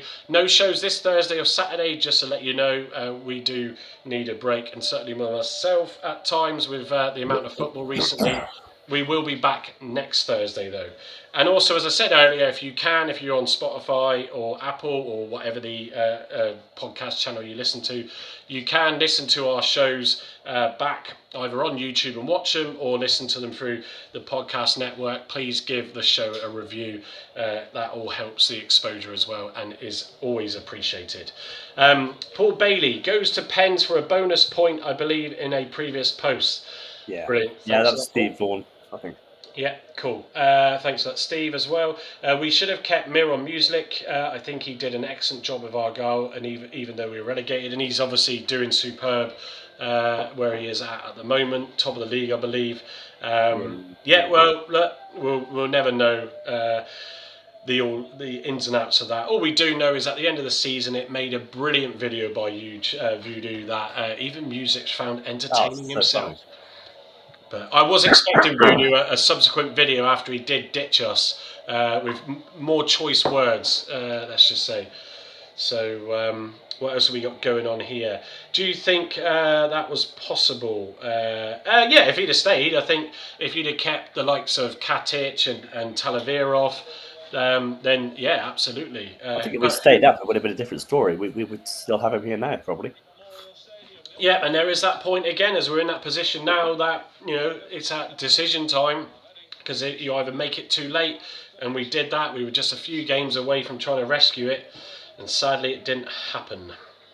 Adams is on Argyle TV now. Okay. There's meant to be his interview's not meant to be out until Monday, so I wonder if they've not really recorded it yet. If they have, then I suggest get it out ASAP, because the fans want to know what the plan is with him in more detail, and however you look at it, just look at it as a positive, but it'll be good to hear from him sooner rather than later. So, a couple of final nostalgic things before we get into kick-off. My first ever mobile phone, I'm trying to remember when this was, late 90s, something like that, a Sony Ericsson. GA628. It was when the pay-as-you-go started becoming mainstream, and Mr. Caldwell of Phones For You started making his billions. It does work, but I can't find a replacement battery, sadly. And then as a little teeny bopper, because I'm into my hi-fi anyway, I hunted down a cassette player that I had as a kid. Yeah, and that is mint, and even came with an Iwer bag. Oh, they were, I'll tell you what, for quality, they were brilliant. I used to work in Rumbelows. I think I told you that. Yes. They used to make lovely hi-fis in there. Yeah. And I remember buying an Iowa hi-fi. It was fantastic. Well, you've seen and heard my hi-fi. I'm very proud. The sound on this thing is insane. Nokia 3210. Yeah, wow. I love nostalgic tech. Andy B, recruitment was going well until Music's left. There seemed to be a complete change in the calibre. It's interesting that as well, Andy, because obviously Tom Randall was involved early with recruitment during the time when Music was here, but as we seem to know, whether or not it's more his ego, but Music was obviously persistent with trying to get Katic to join. And obviously he did. So whether or not a lot of that was his doing, we won't know. But it's safe to say the summer window was absolutely diabolical. Regardless of players not wanting to come down because of X, that was a shit show. I mean, apart from Talai, that's the only one who's really stood out to us. It's been him, isn't it? I've got a flipping cold coming, I think. So Steve saying Argyle 7 points plus 6, Bristol Rovers 6 points plus 1. If we lose Penn shootout, think we will still win the group. That's all we can do is look at the positives. Goal difference. That win against Spurs was massive for us. Yeah, NEC Mobile Brick 1996, Stevie Vaughan. Saki Nokia 3210. Never was a Nokia fan, was always a Sony Ericsson until that Mr. Jobs delivered that groundbreaking iPhone. Kickoff has commenced. Okay, we're back in the game. Move that Come on, boys. If Andy, just watch in case I doze, and then just shout if I do. This half. Yeah, right here. Did you ever hang around in gymnasiums? Can't say I do. What the hell does that mean? What question was that? I think Voodoo's into a bit of the old tight lycra, Andy. Oh, he might be, yeah. Block 9 leggings coming to a merchandise shop near you. Block Balls 9 with lycra Argyle in Rovers half. It's with Teague and Finn just outside the box on the right hand side. He goes towards the byline, cuts in, turns in. He turns his player again. He's trying to get the ball across. Is it a corner? Yes, it is. He does well there, Teague and Finn. He probably did a little bit too much, but he got into the box and turning his defender, deflected out for a corner, which he is stepping up to take. Come on, let's get an early goal and put some energy into this blooming game.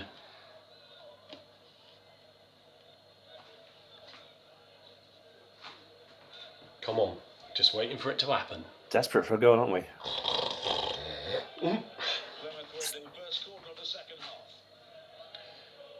Ball is whipped in from Finn, low down, it's too short. Cleared by the defender who makes a meal of the clearance, and it goes out for another corner. It was a poor ball in fairness from Teagan.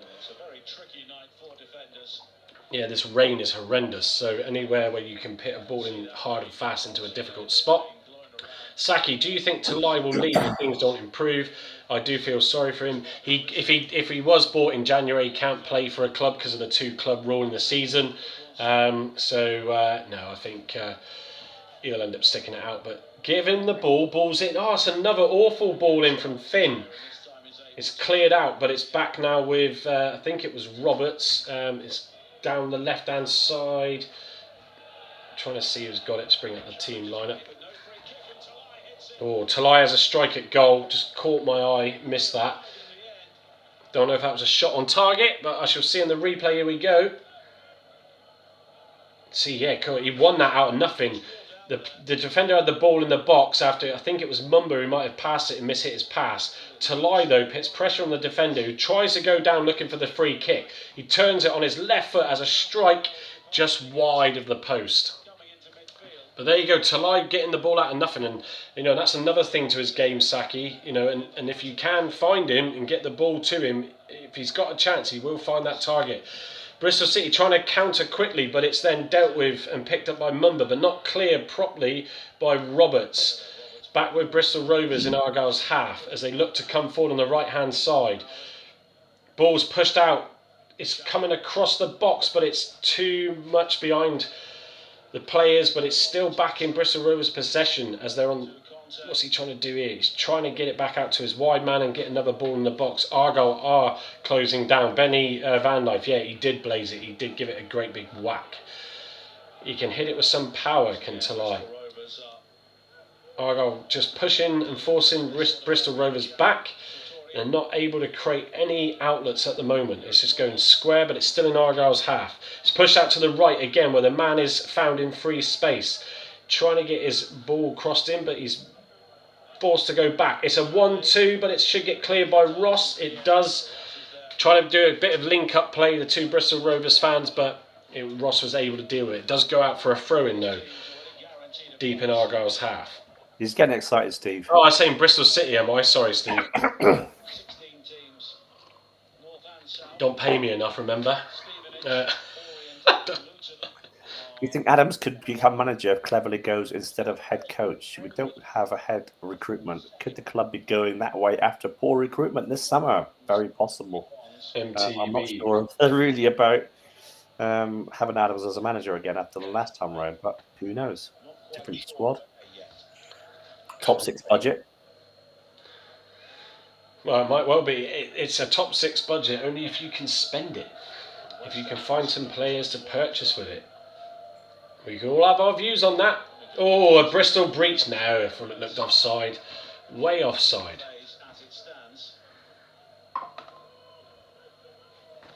My son is trying to request some more screen time, but no, because we cut down your phone usage, young man. That's the power we have as parents, whether you like it or not. I didn't when I was a kid, so right back at you. Yep, just back with Argyle, just trying to look to get it out from the back. Oh, Ross getting caught out, but Boateng there to recover. Boateng seems to be sitting deep a bit and helping protect the back line. Ross really tried to overdo it, taking the ball out under pressure. Should have dealt with it a bit better, really.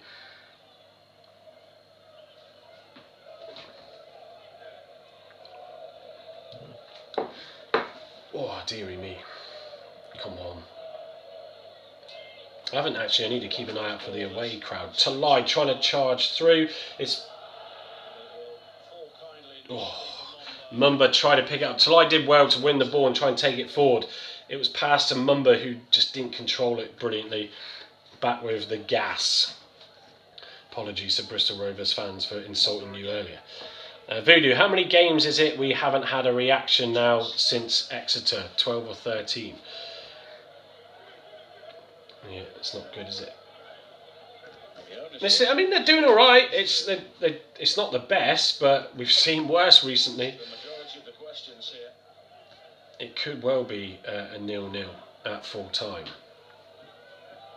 Neither of these clubs has ever won the Vertu trophy in its various guises. It's a good coffee, enjoyed in one of my original. I have delisted those now because you just have to move on sometimes. And people were buying too many grumpy oil mugs, and I couldn't have that either. Just out of interest, how many grumpy oil mugs went out? Quite a few. Oh, 3, I think. Hang on. I should market this. About 300, Andy. I mean, you know, these mugs are so popular. I mean, don't forget, folks, you can go to the block9.co.uk. Link to the shop at the top of the page. But yeah, no, I think you had about 3 or 4. I think I had similar. Carl bought his own because no one else wanted to buy it. Same as Gavin, really. No. We do have Ben Collins, who's not in tonight, but he had a full suite of Block 9 character mugs. Did he? Wow. I have Paul, if you're speaking to Nick, I will message him. I just had a delay on waiting for some additional graphics, but I've got one of his hoodies done. He's ordered because he's ordered 2. Nick is one of the coaches on the Tammert and under 15s that we sponsor, so I shall get his other hoodie done tomorrow, so I can get them to him. Who would you sub on? Yeah, good question. At the minute, I'm not sure. Right, Talai's trying to drive forward to the box, trying to move away from his defender. Goes down, but no, it's not a penalty, and it isn't really. You're never going to get them, are you? No. Did well though, but just just not quite able to. It's just that final third really of quality there. But he's creating something, which is good. Ball's turned and kicked up the pitch, but goes straight to the defender. Trying to see now. Andy, go into the team selection in the WhatsApp group and just remind me again who's on the subs bench. Patterson, Baker, we got that Heyman. Hey man, he's on the bench.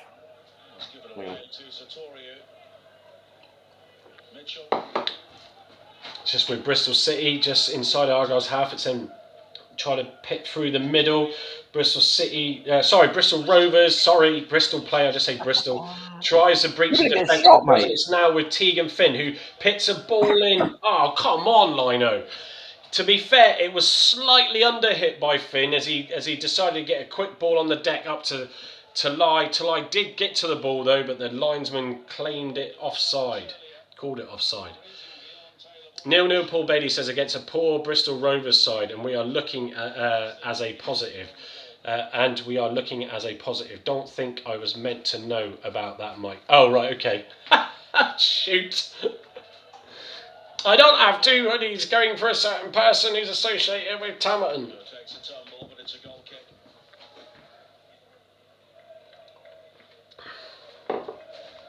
Me and my big bloody gob.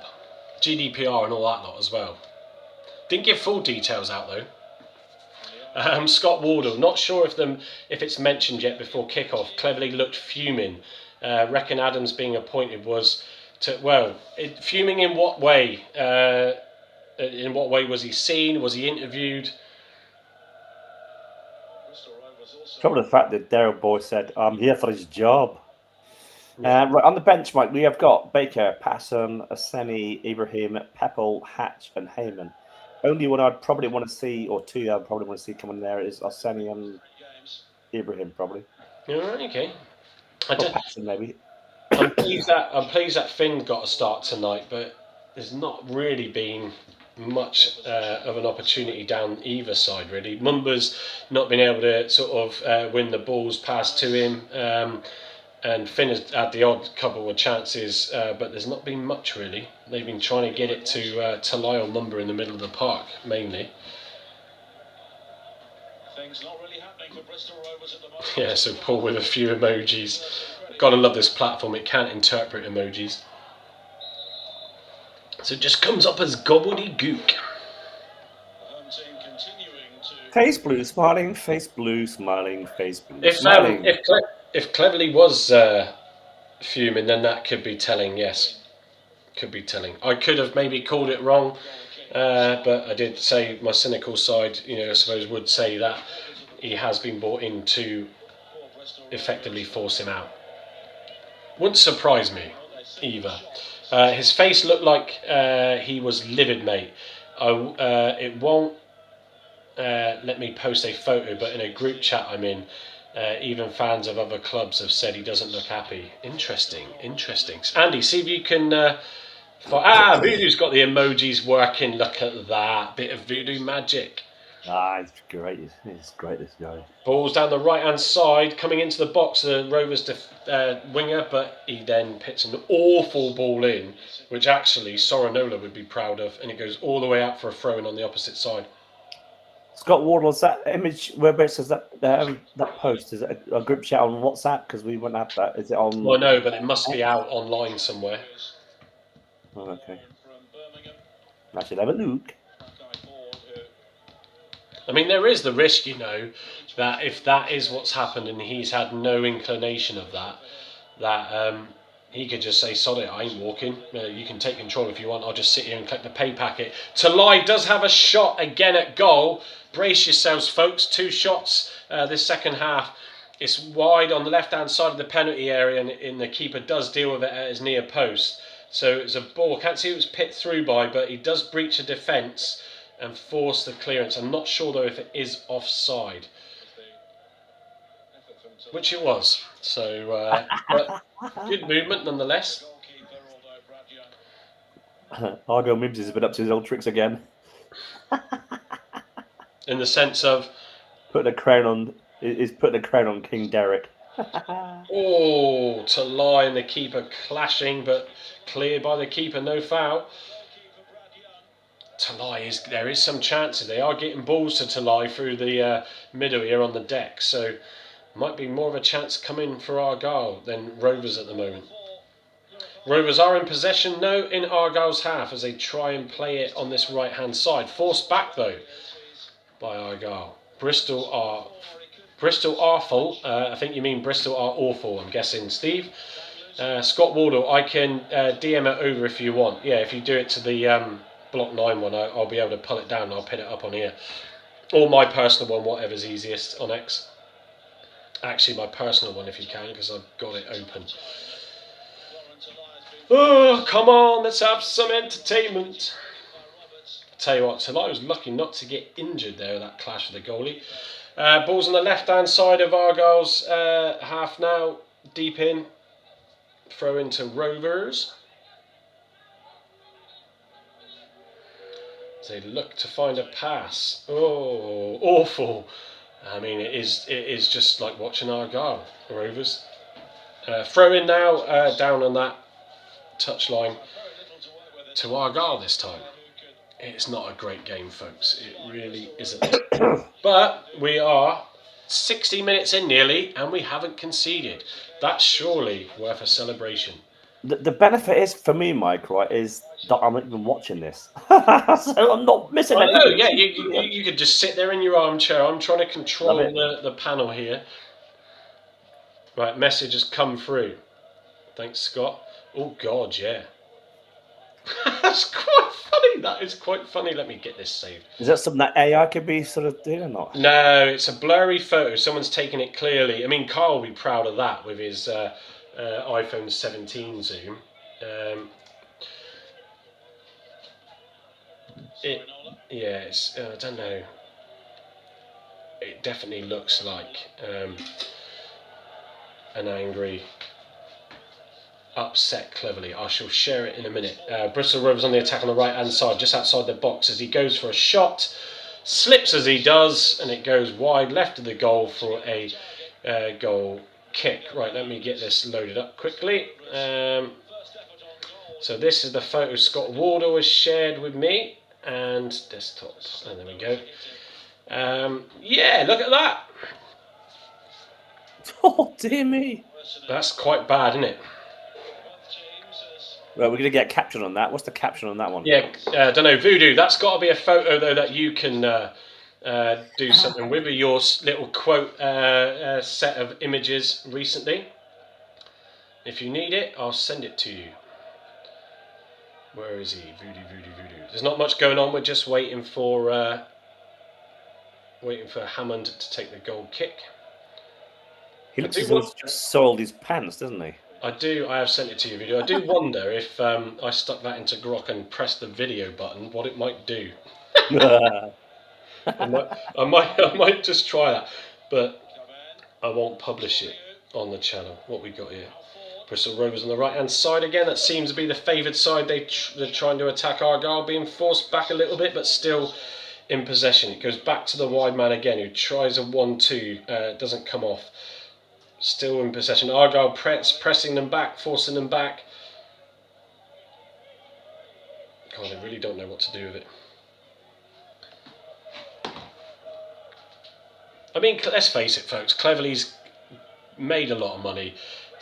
Very successful career at United. If he wanted to, and he just said, you know what, if I'm going to get treated like that, then I'll just walk. What's the point? He doesn't need to battle. There's a bit of saving face maybe, but for him, if you want to call it that, potentially. But yeah, he certainly wouldn't want that being sacked by Plymouth Argyle on his CV, would he?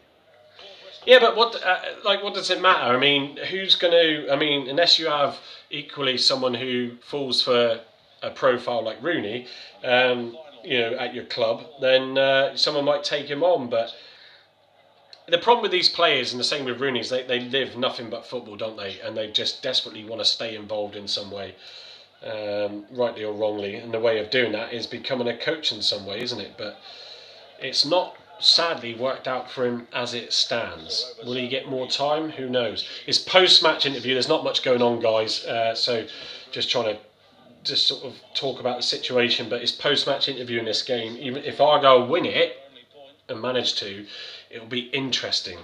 And it'll be interesting his reaction when he's asked the question. So what do you make of the appointment then, Tom, of Derek Adams as Director of Football? Well, it's just not fair, is it? He's going to come and take my job. Sorry. Oh, hang on. I just realised I've left it on that. There we go. Let's go back. This is what I have to put up with at Home Park on most Saturdays when I was sat near Mike. Just all this gibberish. Saki, the away crowd, yeah, seem all right. They seem content. I can't hear any chants as such. There's a good few hundred of them there. Paul Bailey, he isn't happy because he won't get his own way now. Hands in his pockets again. What a surprise. Scott Wardle, noticing most that played under SAF have been, under Sir Alex Ferguson, sorry, apologies, have been woeful in management. Yep, it's just what it is, isn't it? Guaranteed a home tie unless Bristol Rovers can find a goal. Oh, come on. It's with Rovers, it's in our half again. Their number 11 has just put it out wide. Over hit though, and it goes to touch for a throw to Argyle. Thomas, that's the number 11, who I said has looked lively, the most lively for Rovers. Why is Owen Dale playing at left back? Well, I'm not seeing him much in the game, to be fair, but said before, Steve, he is on that left side and he does tend to come back and support. It's very much a case of don't concede from Argyle's perspective, and he does win a brilliant ball at left back there. Tries to send Talai away. Talai just gets the ball caught on his feet, can't break. Throw in to Argyle. Dale to take. Newport 0, Exeter 1. We could be playing them in the next round. Yeah? Oh, you're joking. Well, who can we play? Sorry, Newport or Exeter? Exeter at the minute, I think. The top of the group. Dale with a long throw down the left. Flicked on. Mumba just wrong side of him. Doesn't get it. Goes back to Rovers keeper. Who's delayed his kick out. Mumba closed him down, but he manages to get it away. Pressure from Argyle on the Rovers defence. Oh, come on, Talai. You can't just shove the player over. Oh, I've just seen a load of people on the darts with face masks on that are similar to Voodoo's. That freaked me out a little bit. Favourite away ground? Oh, crumb, that's a good one. What's that, sorry? There's a question, Saki, do you have a favourite away ground? Gosh. My favourite well, the Etihad for me, having gone there for that FA Cup clash. Anfield, it's going to be Anfield for me when Argyle played up there and got a 0-0 draw. Yeah, I didn't go to that one. Superb. The 9,000 Argyle fans up there. Emirates was good. Arsenal. Yeah, went to that one. Yeah, to be fair, that stadium was impressive. Ball's in possession with Rovers, but it's a free kick actually in Argyle's half, probably about 40 yards out on the right-hand side. I mean, at some stage, folks, I am going to get a win on a watch-along. Maybe you got to stop the watch-alongs, Mike, because every time we do a watch-along, they lose. Just saying. I can't. The fans need me, Andy. They need us to. They need us to get us through the situation. I'm gonna have a bit of a Twix now. This is not. You got sweeties as well, you little sneak. Huh? You see, you got sweeties as well, you little sneak. Andy, do you want one? No, that's right. Yeah. Oh, not a brilliant free kick, but does go for a corner to Bristol. Come on.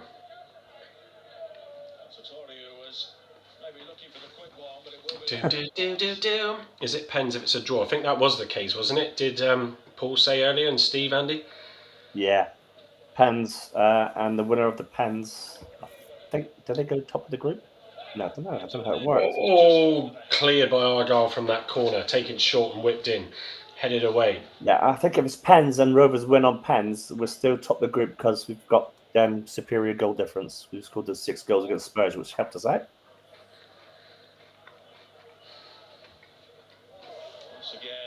Bristol still in possession in Argyle's half, but sounds a dull game, mate. I've got to say. Well, Bristol are trying to up the pace now and the tempo and create something, but Argyle managing it well. Awful ball into the box, and out for a goal kick. So, in case you missed it, there's the photo. I'm fucking not happy. I'm not happy. Let's wait and see. Sorry if you can hear me chew my Twix. Oh, come on, Em. Who's that? Whoa, To lie. bloody hell. Talai had the ball in the right-hand corner of the penalty box and was darting past the defenders. I thought for a second it was Tegan Finn. It wasn't. He was then brought down, but it wasn't a penalty. Bristol clear it, but it's back with Argyle. That's a good point, Scott. I don't know. It's all very complex. This Vertu trophy, I've not really been following it. All you gotta know, Scott, is we're top of a league in something.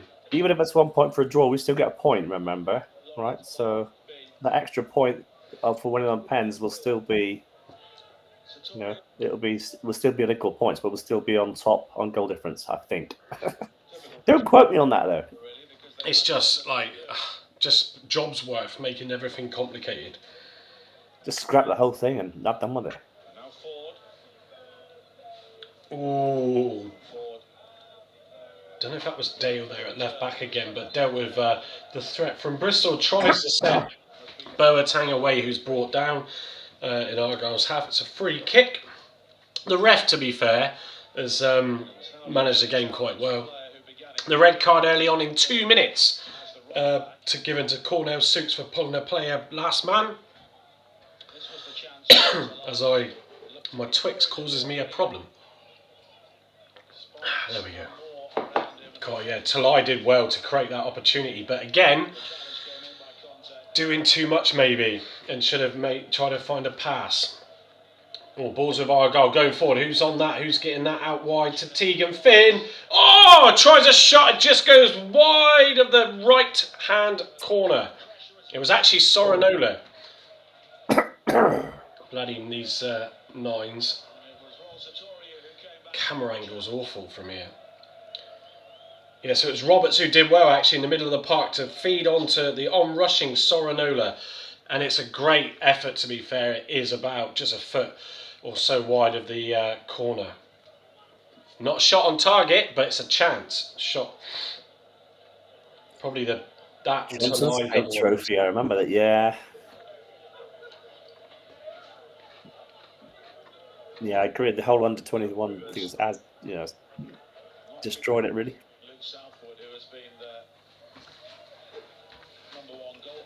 Bristol looking to put the ball into the Argyle box. Push that wide to the left.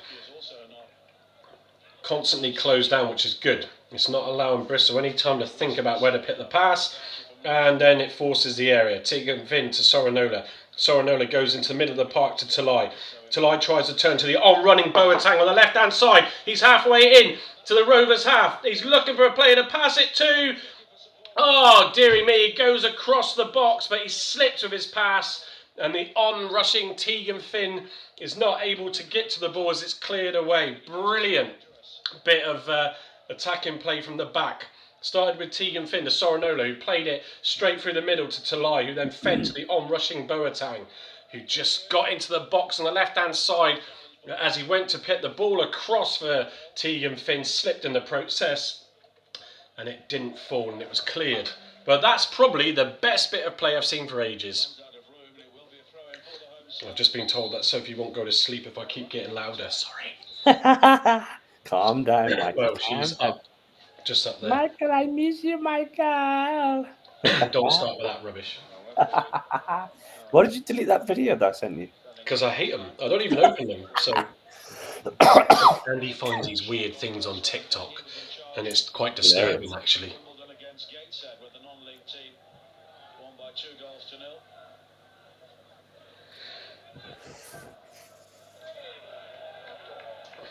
Yes, the paramedic Emma in our WhatsApp group has said it sounds like we're League 2 level or below.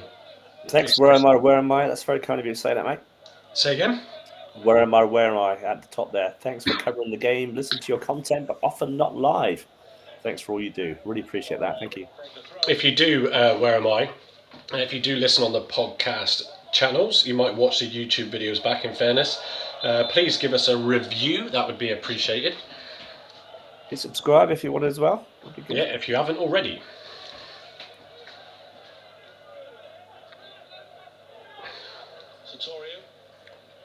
It almost feels like, we have hit the 450 subscribers. I just looked, so thank you very much.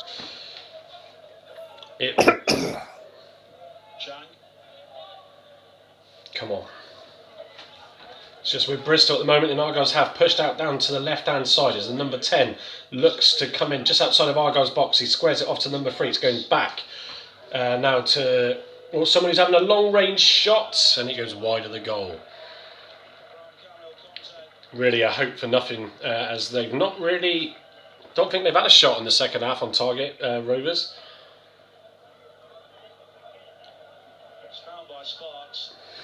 Oh, excuse me. I do apologise.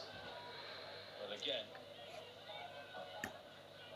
Luke or Ashby Hammond. Yeah, Ashby Hammond's been alright in the game today, to be fair. Pulled off a relatively easy save, in fairness, in the first half, but... Clean sheet. Sorry? Clean sheet. Well, yeah. Well, you just jinxed it now, Andy. Bristol on the attack, coming into Argyle's half as the player number 6, Joy, gets past 2 Argyle players. It's forced to go back a bit, but it's now on the left-hand side, pushed out wide. The number 10 trying to have a run, but it is dealt with. Oh, Tegan Finn just loses it, though. It's back with the number 10. He pushes it out to Thomas, number 11.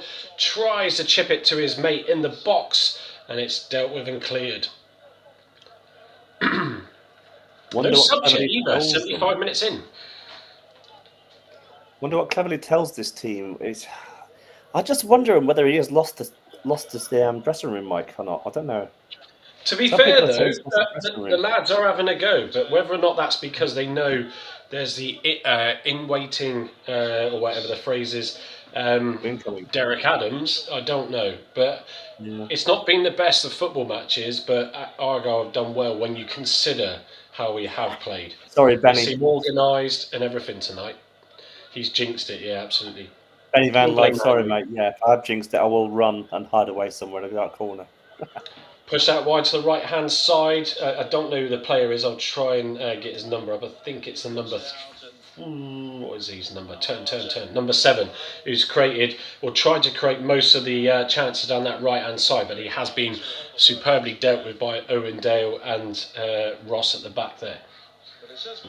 Yeah, I think we are working hard as Stephen Cooper, to be absolutely honest. Having to work hard at the minute, aren't we? Yeah, but we're doing all right in a crap game. But we're doing all right to manage the situation. It's hard to play against 10 men sometimes, isn't it? Personally, for me, it doesn't make a massive difference. It does force you to sort of cover a bit more at the back. Oh, Tegan Finn tries to put the defender off in his own box, but it gets cleared down this left-hand side as a Bristol Rovers player enters Argyle's half. It's pushed into the middle now. There's a lot of space there for the number 22 to run into. It's pushed out wide to the left. Number 3 tries to find his partner still in the corner here, looking for someone to feed it to. They're now in the box. This could be dangerous for Argyle. It's cleared and shot blocked by Mitchell. Clear, but it's back just outside the box to Rovers. Number 3 looking to cross the ball, doesn't. Passes it back to number 11, who squares it to someone inside the box. It's an effort. Probably the best effort for Bristol this half, really. It's wide of the post, though. Defenders have done well, really. It's been looking knackered, yeah. And I'm not watching the game, Andy B, to be fair, but yeah, it's a good shout. I don't know if Finn is knackered, it's as such, but it's his first start, isn't it? How far into the game are we, Mike? We had half an hour mark, yeah. 77 minutes and 42 seconds to be precise. Yeah, so just get a bit of change, maybe. Yeah, we should be, Saki. It's a good point, but considering we've been shite against shite opposition, we've been a struggling team, Saki, to be fair, and any sort of positive result from this tonight is going to be taken, and used as a platform, hopefully. It looks like Stephen Cooper's sky is frozen. Mine is running okay on the app.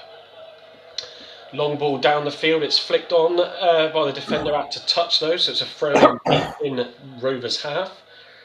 Yeah, and it's not just that Rovers are a League 2 team, they're also in poor form in League 2 as well. Ball's on the left-hand side with oh, come on, man. Stay on side. God, and he gets a yellow card for dissent. That's unacceptable. Actually, now I've got my glasses on, I can do my Matt Goldbridge impression even more so now with my glasses on. Well, if you can make a living out of doing watch-alongs, then I'm all for it. if any of you out there are a business owner and you want to sponsor the show, then get in touch. You can find our email address is block9podcast@gmail.com, or just get in touch on one of the channels, on one of the DMs. X, because YouTube doesn't have a messaging channel really. So, right, Bristol Rovers have got the ball down the left-hand side of Argyle. They've tucked it into the centre of the park. It goes out wide again though, as they're trying to find someone to get it to have a chance. And currently Argyle's stopping that. Goes square to the opposite end, but then the player turns in the middle of the park, goes back to the left. Number 11 now, this Thomas has got the ball just on the corner of the 18-yard. He plays it out left, down, and it's crossed in, but it's cleared away.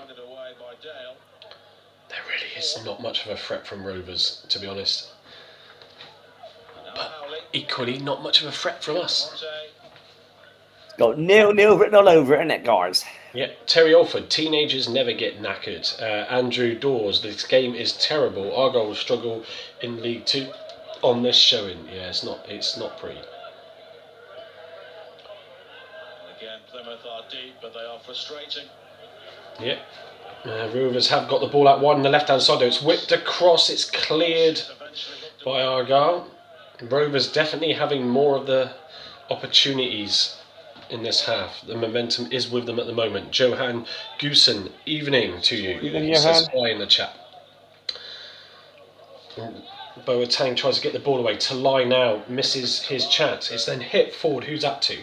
No one. But again, whenever Plymouth have lost the ball, there always seems to be another black shirt in the vicinity to pick up the pieces. And this a team. He's still not making changes. We are now on 81 minutes, coming up to. Oldham 1, Bolton 5. I mean, Shuey's doing a job at Bolton, isn't he? He's settling in now, isn't he? Yeah. Exeter still winning 1-0. Chesterfield 2, Liverpool 1. Once again, Plymouth are able to bring it clear. Talai. Come on, lads. Muscled again. Give us a goal. Now Mola. Thomas. Yeah, I'm good. Thanks, Johan. Not too bad, Johan. Marks back towards Thank you. Sartorio. Howley. Yeah, Bristol with their possession again in Argyle's half, just trying to find an outlet, and Argyle are closing the door. Again, apologies that I'm looking down and not this way, because for some reason I couldn't get it to work on my Sky Plus, so I'm watching it on my Sky app. Anything to show off his hairstyle, isn't it? Hey, at 45, I'm not going bold, so... You are. You can't see what I'm seeing. No, it's your reflection, Andy, in your screen. It's like Rasputin the Mad Monk, mate. Oh! Hang on. Oh, penalty shout to Rovers in the box, but it's going the way of Argyle. VAR? I missed it, to be fair. We're in the UK, Johan. We're in the southwest of the UK. Yep. As we watch our team, Plymouth Argyle, play Bristol Rovers, as you can see in the top corner. And it's a boring game, and it's 0-0. So yeah, Bristol Rovers managed to breach the defence. The player, oh God, he went down. He was looking for that, which is why the referee gave him a yellow card. Good. And absolutely right too. Right, substitutions are being made. Oh, is that the new guy coming on? Hang on. No, he's not in the bench. Tegan, Finn and Sorinola off. And Mitchell. He's not in the bench. Patterson, No, it's Ibrahim, isn't it? Is that Ibrahim and Patterson? Sorry, couldn't quite work it out from that distance. Don't know if there was 3 subs or just 2.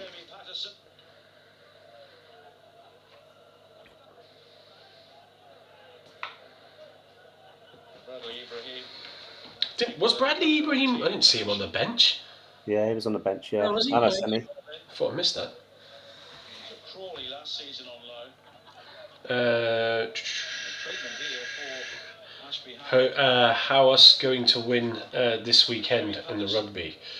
He was playing in the rugby. I don't know. I'm not a rugby person. Sorry, It's Johan. England, is it? I have no idea. I don't keep up with it, so I enjoy it if I see England on the TV. I'll leave it on, but. Scott Wardle thought it was a penalty, to be fair. He did seem to make a meal of his dive, though, Scott, to be fair. And that probably didn't help him. Stephen Cooper, yes, keep Mumba on for my bet. Oh, right, England, New Zealand. England, New Zealand. I think New Zealand will win that. Cleverly is on screen now. I just screen clipped it. And he's in his usual, what he was in that. Hang on, actually. That's pretty much what he looked like just then. Maybe not as grumpy and miserable. Not quite the grumpy Laurel then. No. Scotland and Argentina on Sunday. I think Scotland will win that. Yeah, it'd be a good match. But as for England, New Zealand, I think New Zealand will win that. No need to apologise, Johan. Yeah, make sure you subscribe, Johan, to our channel. Yep. We'll go live every Saturday night and every Thursday night, but we won't be this week because there's international break. So. And that really isn't what we... Well, you could say actually it is what we need. Yeah, we need some respite, I think.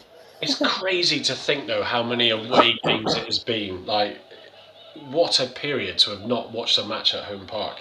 And maybe, luckily, to not have...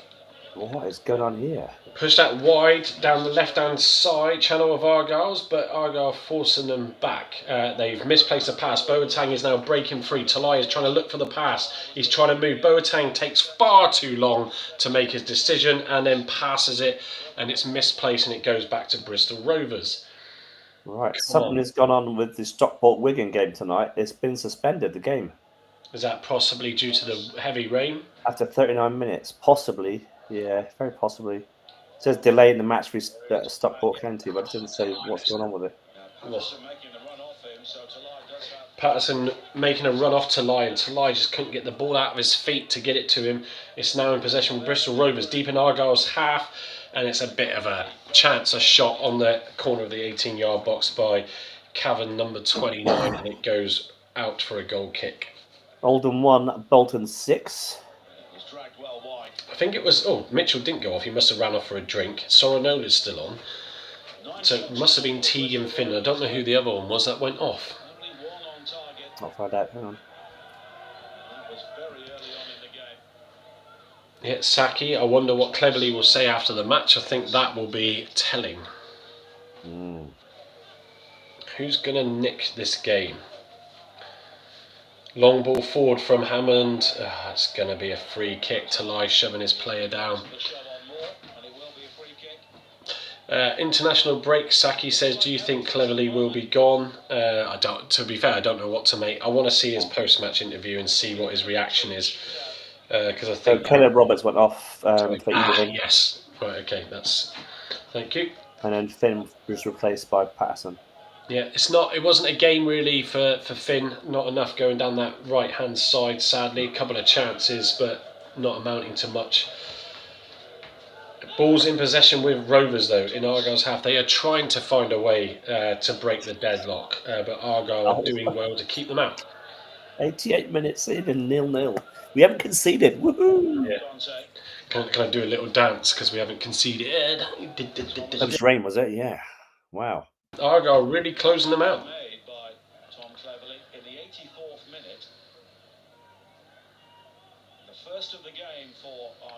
Ibrahim winning it back from Bristol Rovers, trying to get the ball to Boateng, trying to get Mumba free, but he's got closed out. It's back with Rovers now. It's a little bit sloppy, really, from Argyle.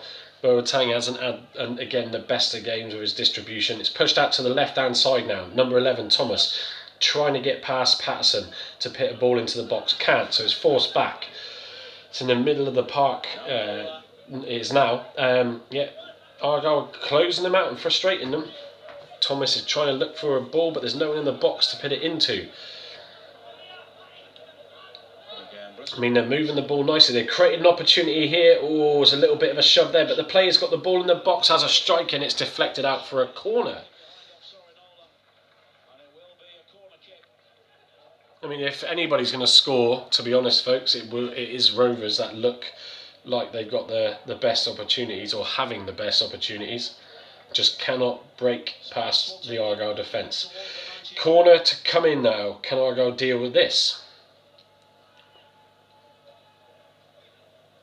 Yep, they do. Oh, it's going to be a battle there, but it's cleared away. I think that was Boateng. No one up the park, though, so it's just going to come straight back from the Bristol defence. That reminds me of that game Scott Wardle at Home Park where Argyle played Barnsley and I think we're 4-0 down at half time and the ref called it off at half time and had to replay it and we won the replay.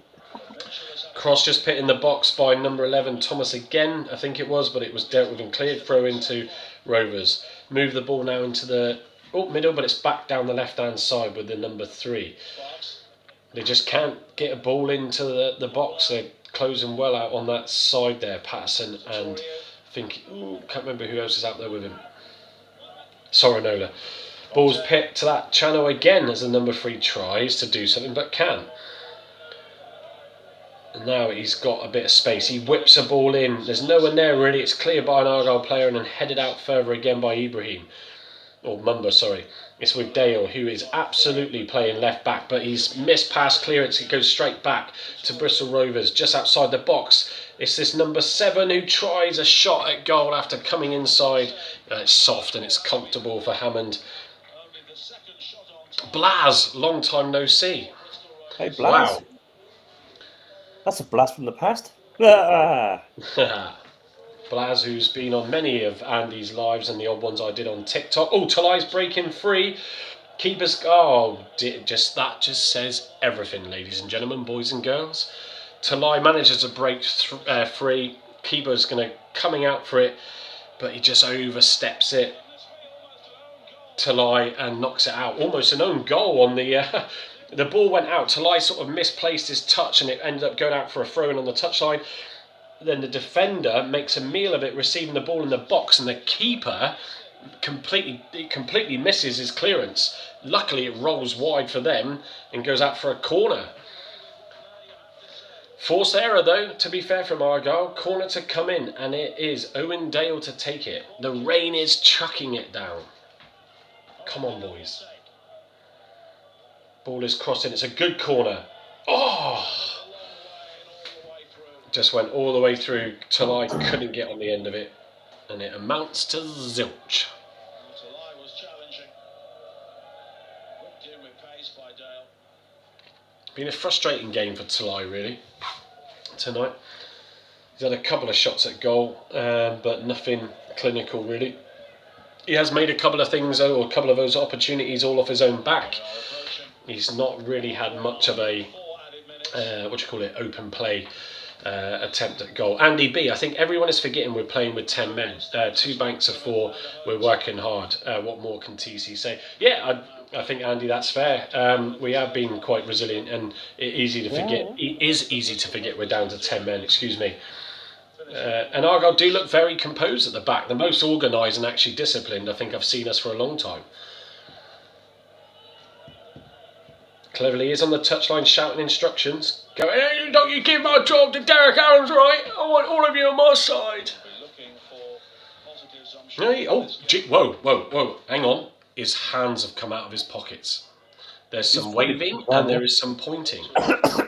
He's probably getting them wet, mate. Bristol Rovers try to attack down the left-hand side again. It's a long ball down to Thomas. It's then deflected out for a corner to Bristol Rovers. Come on, Argyle. Sorinola's done all right tonight down that side in closing them out, but they've not got that quality either. But how many minutes are out of time, mate? Is it extra time or penalty? He said GT, and then Blaz says straight to pens, and GT says cheers, Blaz. 4 minutes of out of time, wasn't it? Anyway, GT, hope you're well. Good to see you in. Oh my God. It's this. So, right, you're not going to like this, folks. You're really not going to like it. And I can't shout because Sophie's asleep. I'll wait for the replay, but let's just say it's a Hammond fumble into his own goal. Conte, 90 plus 4. Oh my God. What does that mean? Oh, so does that mean we're no longer top of a league? Who cares? It's awful, folks. It really is awful. Sorinola also head in his hands. So the ball's crossing from the corner. and literally Hammond goes to catch it. I mean, it is proper raining, and it just falls out of his hands. I mean, it's comical, sadly. Falls out of his hands, and yeah, I mean, there's a bit of a foul going on the Argyle player there, but that is not what you need. Not what you need. Oh my God. And there you go, Saki says, another loss. I'm guessing OC Edwin is a Gas fan.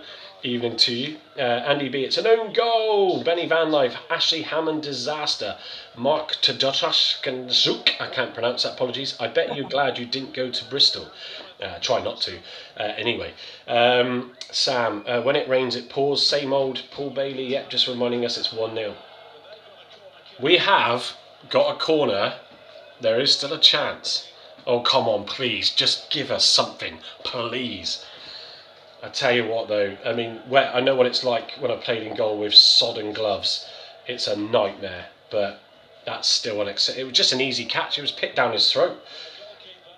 It's awful when you see it. This will damage confidence further. Will 26. Monstro, haha. Meltdown coming up. Oh, come on, it's just not falling for an Argyle player. Patterson has passed it out wide. Who's that to? Oh, that's awful. Who was that? Trying to do something with the ball. It's high. I don't effing believe it. I don't bloody believe it. Yeah, absolutely, Graham. It just had to be, didn't it? A mistake like that. So, Andy, where does this leave us in this Cup League Trying to find shenanigans? Trying to find out. Nearly our strongest starting squad, yes, 10 men, but struggled against League 2 Rovers, who aren't anything special. Saki, at least the pie-faced vlog will be interesting to watch. We're now second. Oh, are we? Rovers are on 8 points, we're on 6 points. So what does that mean then? We don't go through, or we get the top? I think the top two go through. Game over. That is just, I want to see the reaction. Top two goes through. That's just hard. That is tough. And actually, yes, more organised and dealt with the pressure from Rovers, but it was still a bit. Smithy saying, "Are we cursed?" Well, yeah. Hammond just doesn't know where to pit himself. He'll be gutted, especially after getting a chance back in the squad again. Mike Hughes, Adams out. Evening, Mike. Oh my God. Yes, who was it calling for Ashby Hammond? The Nutcracker, Graham. To be fair, he only conceded 1 goal. I mean, Jesus Christ. Look at Hazard, what he's been conceding recently. Oh, just. There is boos. I can hear the boos. I'm guessing they're coming from as Mumba takes a look to his left over at the away fans. So we're away in the next round, so it's going to be Exeter away, and it's got to be, isn't it? Oh, God. It's got to be, isn't it? 17th in League 2. Jesus Christ. Just spanks of it, isn't it? How low can you go? How low can you go? This low, folks. This has got to be the worst bit of form I've seen in many, many years. Wait for it. We'll get this on Twitter later. There's the shot of the crowd. All of them, not all of them, apologies, clapping the team. God. Beaten by a poor Division 2 team. Yep.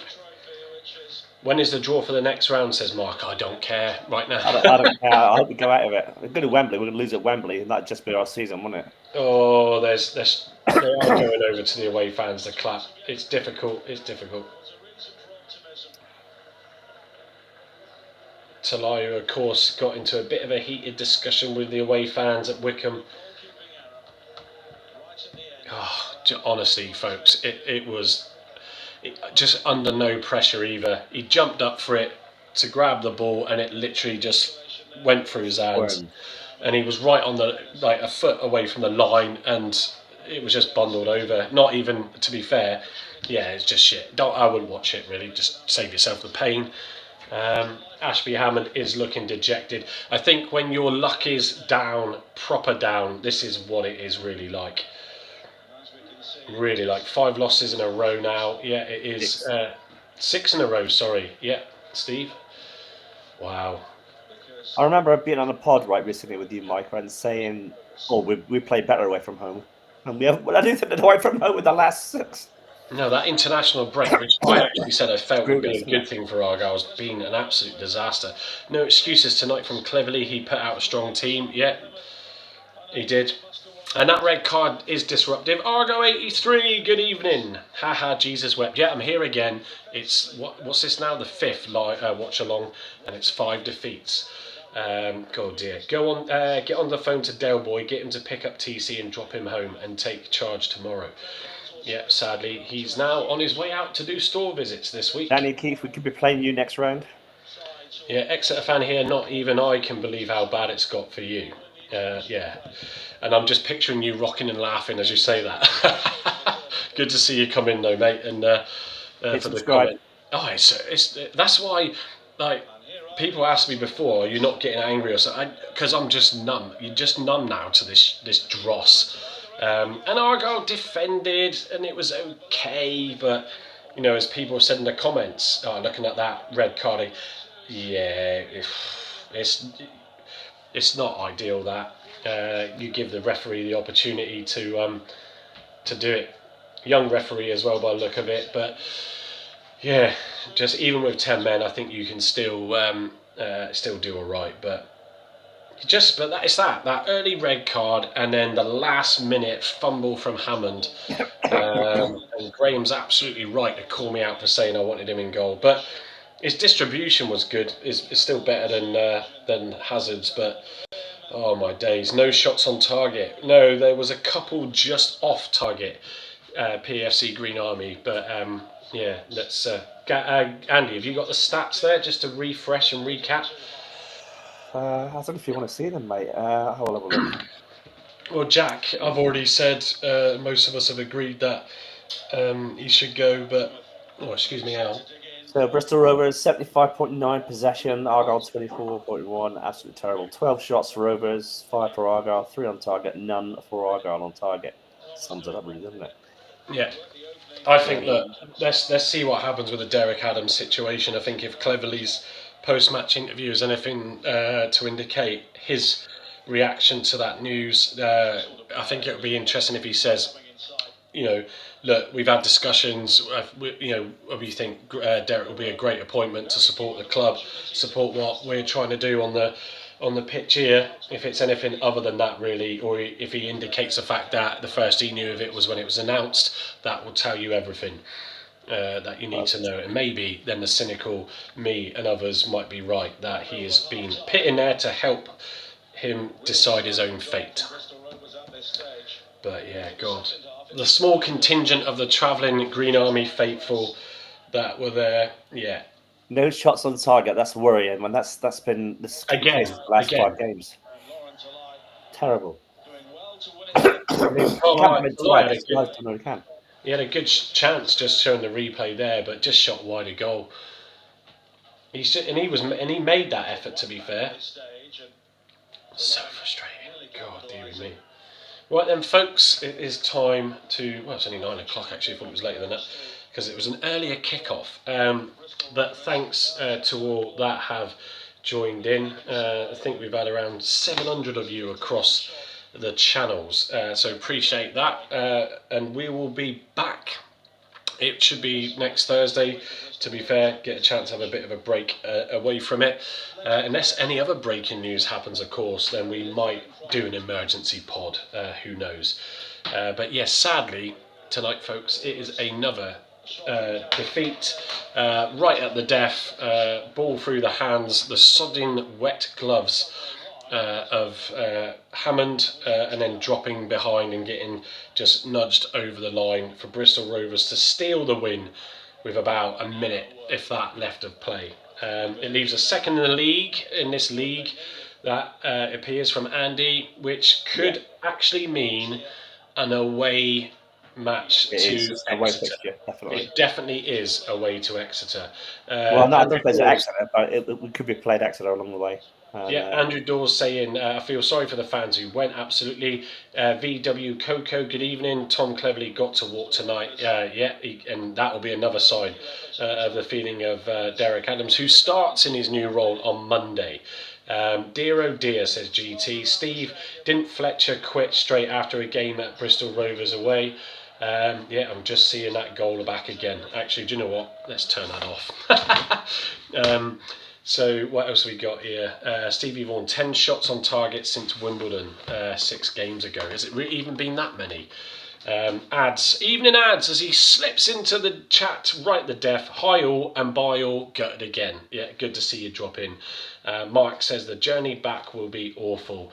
It will do. So on that note, folks, let's save us from any more pain. I don't know what to say anymore. Andy, though, it's been great having your company, so thank you. Yeah. At least you didn't have to see it yourself. You saved your eyes there. But yes, folks, it's another defeat, and it's Exeter away in the next round of the Virtual Cup. On that bombshell, let's see what happens, and then we'll pick up with you all later on. Thanks for joining and watching as always, and don't forget to do the subscription and subscribe, all that jazz. Until next time, enjoy the next week or so.